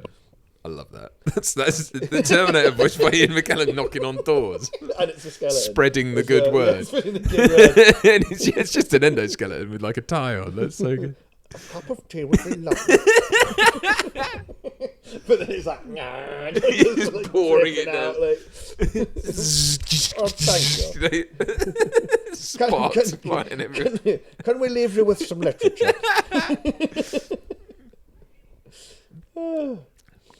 Oh man. Oh, Dead. Oh god, yeah, that's a broken neck, Yeah. isn't it? So the Terminator fighting it, I can kind of get, but not it having emotion over that. You know? What I mean? Yeah. And yet angrily punching it out of its head. I mean, it's just. I mean, that's quite a good representation because it sort of flashes blue because that's her reprogramming. Yeah, she use like nano machines or whatever to go in there. Yeah, right. So like, they sort of do that a bit in. Why does he just throw him everywhere? Well, dude, Terminators just love throwing people. Don't they? They love it. Actually killing them. That's something the T-1000 never does. Yeah, You know, it's he that- never gets closer. The whole point is you can't let him get close enough because it's just over immediately. Like, of course it is. So Yeah, because like the endoskeleton in the first one, it knocked Carl on his ass, but then it moves him for the kill immediately. Yeah. He's on the floor. yeah, He's about to wring his neck, and he blows it up. You know, yeah, I quite like the red contact lens they've done with his eye where it's burned. It's yeah, nice. yeah. The burn, the scorch effect, and everything. The makeup's very good. Martin Scorsese. Hey. It doesn't work though. Like his jaw doesn't move. You know what I mean? Like if Yeah, that's it doesn't. It would articulate. Yeah. And stuff. And just the see what I strange- mean? It's just clearly stuck on his face. The strange trope that the Terminator has to lose half its face. I know. It looks like they've done that again with Dark Fate, and they did it in It's Genesis. It's as like, well. yeah, you always have to. It's the bit above the eyebrow and the cheek. Which really is because that happens in the first 2 Terminator films. Yeah, but well, I mean, they don't go. It's interesting they don't go the whole hog and have. They've only ever done it in the first one, where it's like it's just the skeleton. You know what I mean? Well, they do it in Salvation, don't they?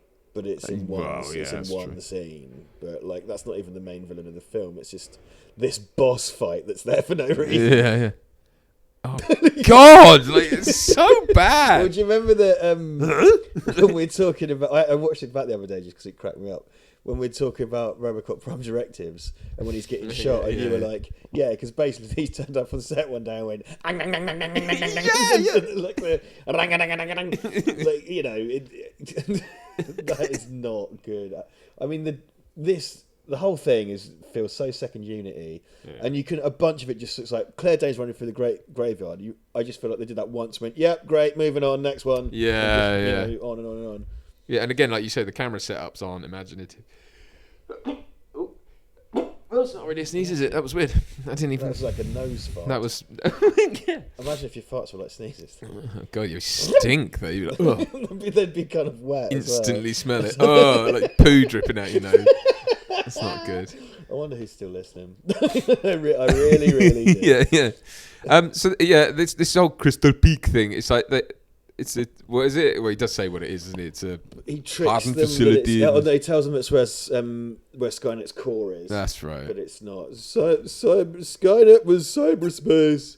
But it's John Connor. He's supposed to be the leader and everything, and he falls for it, which is not great. Well, also because this shares writers with Salvation, and that's just a continuation of that story. Yeah. Like they show him like essentially it implies that he's going to unite all the human factions. Yeah.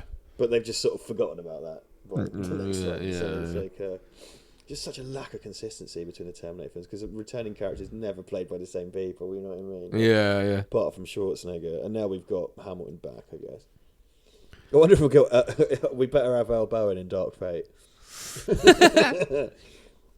Oh, don't. I bet he is. He's a bit of a... You see this shot, like this rack in. Yeah. Like there are very few. They did one with Claire Danes earlier, but there are so many locked off. Yeah. Like most of the conversation stuff is so 2-shot, mid-shot, locked off. That as well. That's a lazy way of it showing them arrive. It's like coming into frame. Yeah. You're not moving, like you say, locked off. They're not. No one's. You're not following the plane in or anything like that. It's like the plane just parks up and they get out and they run in, and it's like it's so boring. It's just dull, isn't it? It's chronically dull.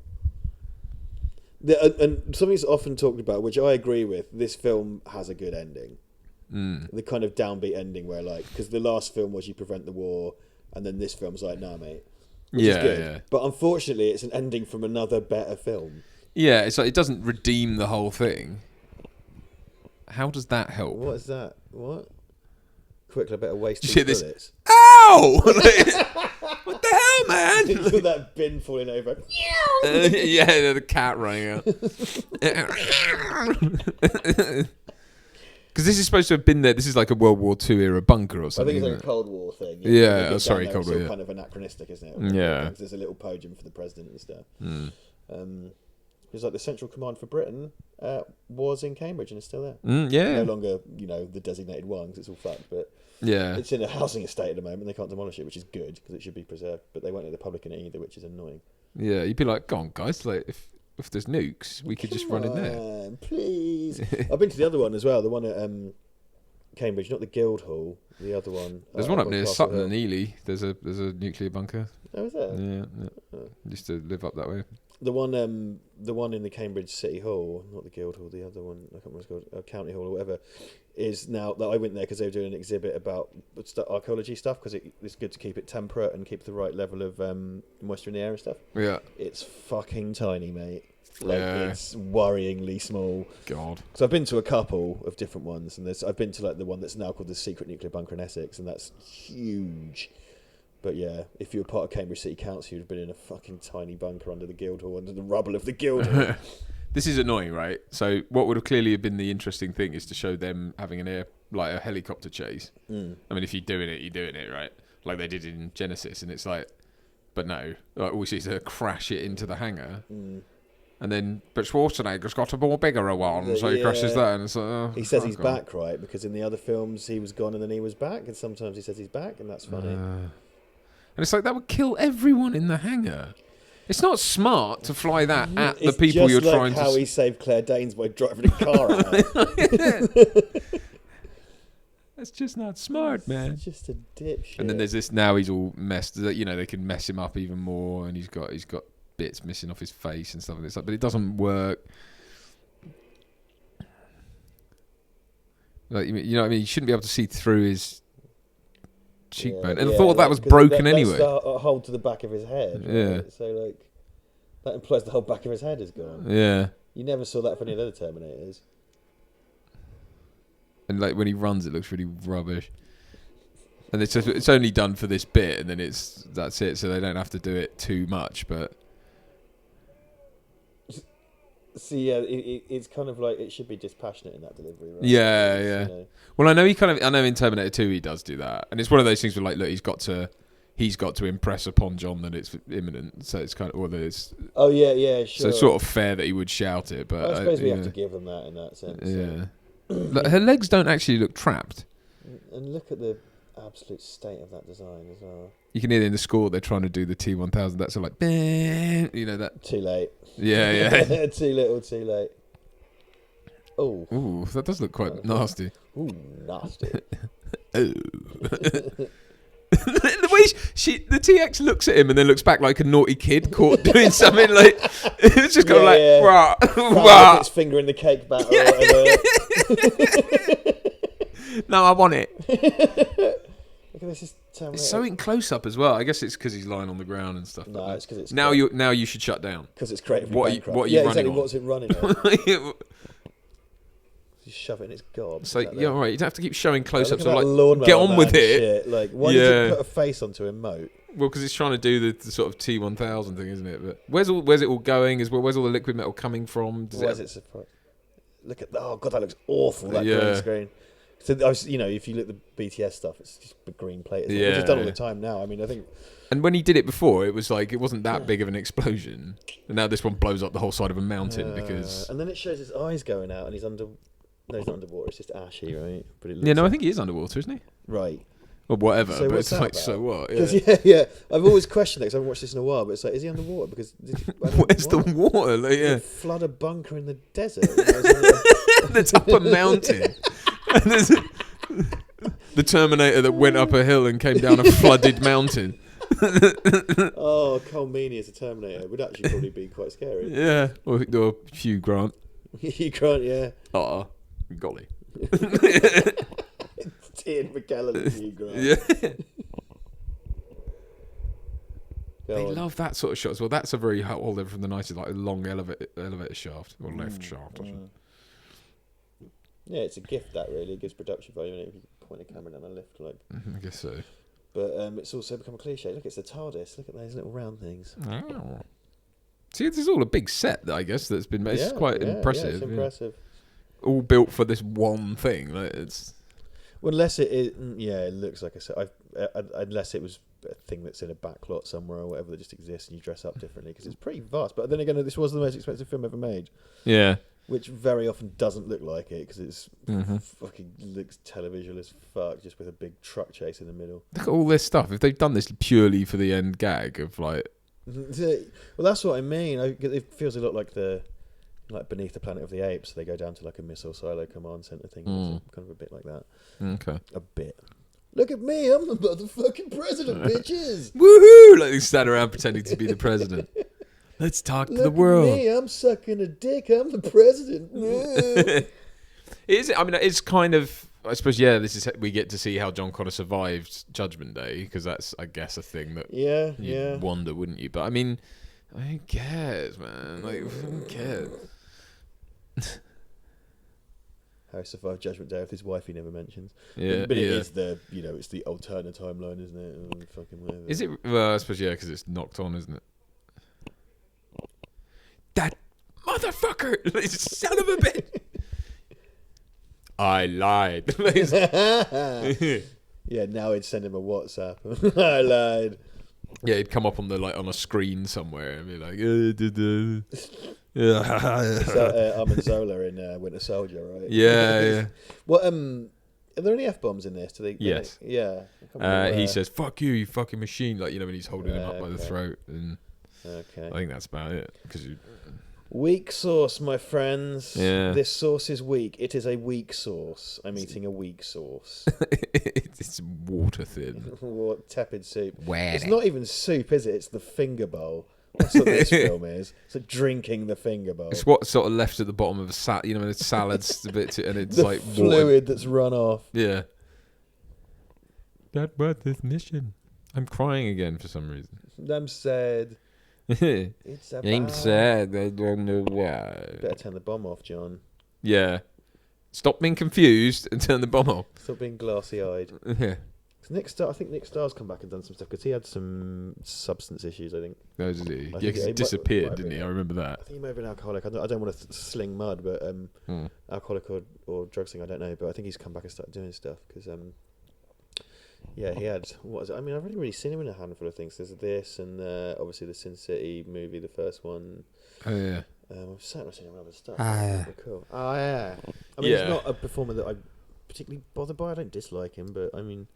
He's. I mean, I suppose this is the thing I know him the most for, and it's quite a workman-like film anyway. So I don't really think it's his fault. It's not really on him. It's kind of a bit like... He's got quite a monkey face, hasn't He he? definitely has quite simian features. Like John Connors starts throwing his Flings his shit. around, just has a wank. Yeah.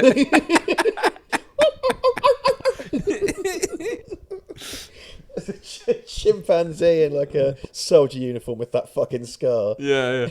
It's like, what was it, like 1,000 monkeys on 1,000 typewriters? That's like, it's just chaos that he saved the human resistance.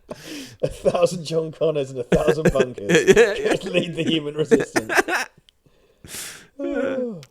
Brilliant. So they basically get to sit there and watch the world burn, which has got to mess with you. Yeah, that's kind of fucked.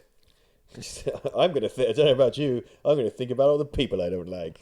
Also, like, would she really be like holding his hand and stuff like that? I mean, let's be in love. let's be in love. Okay. Like, a day ago, I thought I was getting married. Yeah. Well, this morning, I thought I was getting married to my fiance, who's now It's not even cold in the ground. yeah, he's been So I'm like, butchered, yeah, and now. fuck it. But yeah, that is an element of this that I sort of forget about. That we're actually this is what should be called Judgment Day, because this is what's happening. I mean, it is Judgment Day. It's a film about Judgment Day. All that stuff looks. I mean, that's quite ominous. That looks quite. Yeah, good. and Although, the why are there missile silos randomly dotted about? It's a kind of an imagery of Americana as well. Yeah, And it's sort of almost quite. because this is all quite clinical. I'm not saying they should have done, and it's probably appropriate for the tone. Yeah. But it's following on for a film that had this insanely visceral version of nuclear war. Yeah. And I'm not saying necessarily it's the right thing to do that. I mean, it's kind of good. I get it. Like I think it works as an ending. And again, it's like an ending from a better film because it's really ballsy. Yeah. But unfortunately, the preceding hour and 40 just wasn't good enough. No. You know? We live in a bunker now. Because this is the thing. We talked about this Terminator Salvation, and it's something the Terminator series is very guilty of. Is that So under? Oh, no, is it's it underwater? not. I think it's just ash. Yeah. It looks like it's underwater, right? But how does his head survive? And, it's still And got also, power to his eyes. if that's been destroyed, isn't that the bunker? Wasn't he? He was in the He was bunker. in the bunker, yeah. So I don't quite understand. Unless that's not him, but then who is it? No, it is him because there's no T800s there. Yeah, No. apart from the ones in the sewer.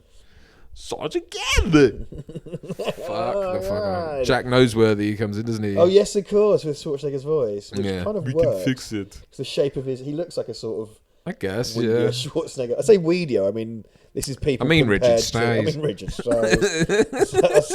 I say telescopic Jack Noseworthy. I mean Richard Schwarzenegger. Yeah. Yeah, this film sucks shit, man. It's dreadful. I feel no obligation to give it any kind of shrift. No. It's At just all. Having crap. revisited for a podcast 6 or 7 years later, I'm in no way impressed. Nothing's changed. It's gotten worse over time, definitely. It has. I think the thing as well has been able to view it through the lens of Terminator Genesis as well. You know, it's been another film since I last discussed this. Yeah, they've not righted the ship after this at all, have they? They've never managed It's just to. chaos because Terminator doesn't belong to anyone, right? So I know now it's back in the kind of hands of James Cameron supposedly, but there's no ownership, so anybody's just been able to do whatever the fuck they like over and over and over. Yeah.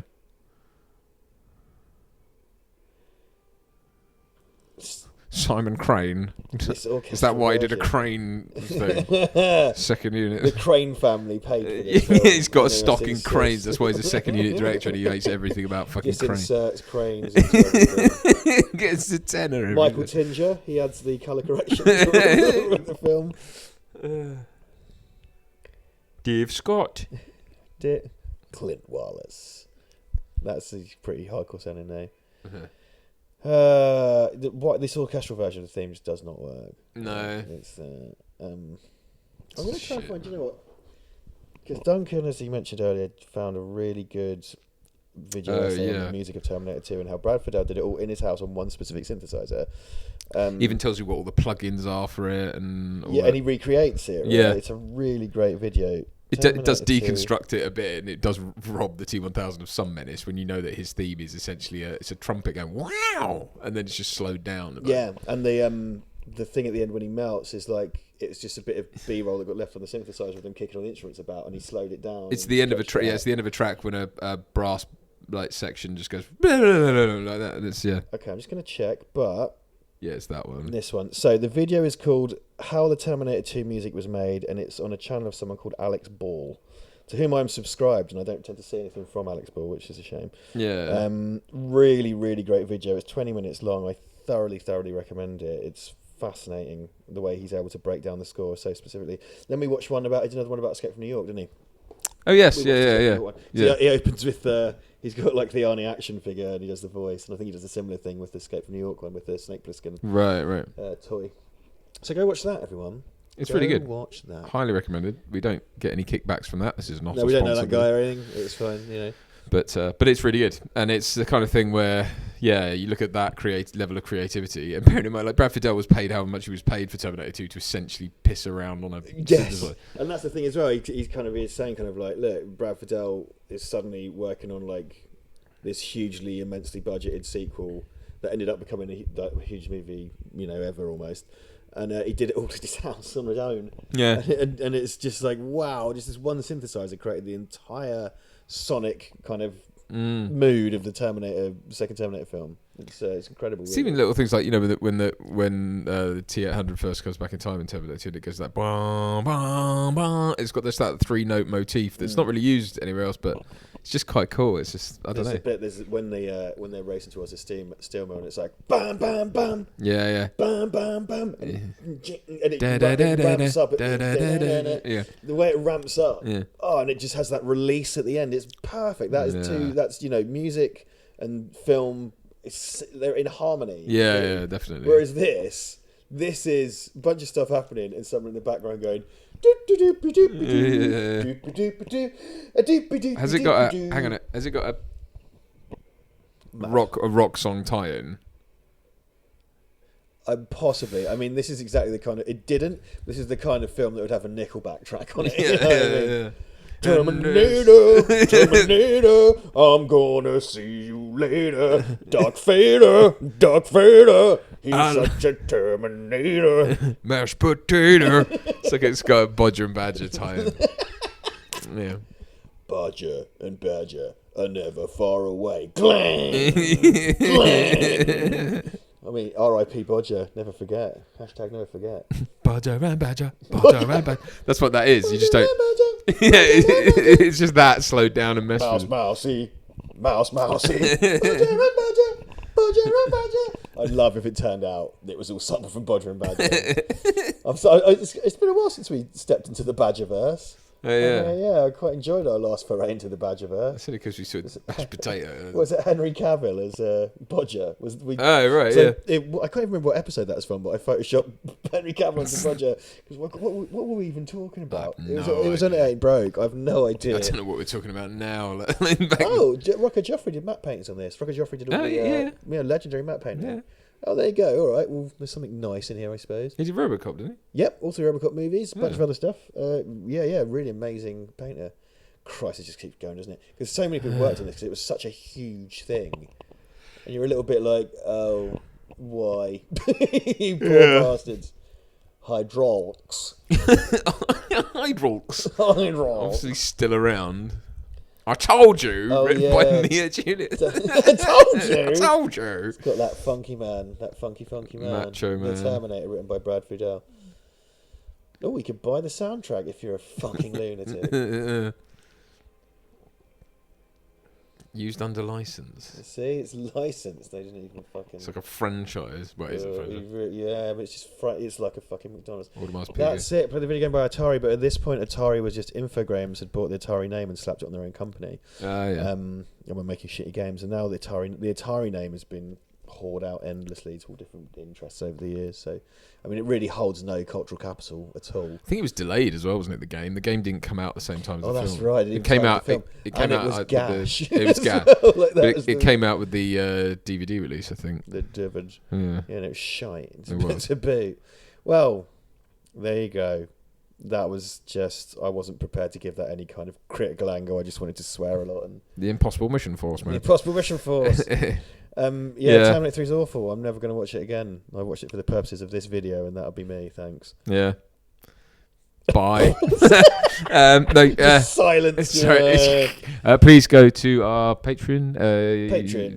PayPal, Twitter, Redbubble, Facebook. Yeah, wherever good mashed potatoes are found. And thank you so much for listening to this rubbish, this utter drivel. And I hope it was somewhat entertaining, and we'll be back again for another commentary very soon. I don't think we're going to do Terminators 1 and 2, either, maybe. Probably not. I mean, I've done those twice. And I think we might be taking the piss a bit with those. But hey, hi. Genesis, maybe. Yeah, I would do that one. I think it deserves another kick in. So okay. Well, thanks so much again for listening, and we will catch you again on the next commentary. Goodbye. Bye. Goodbye. Roger and Badger. Roger and Badger. Support your 7th or 8th favourite YouTube channel by buying crap, tat, junk, hogwash and filth at redbubble.com/people/Val Verde Shop.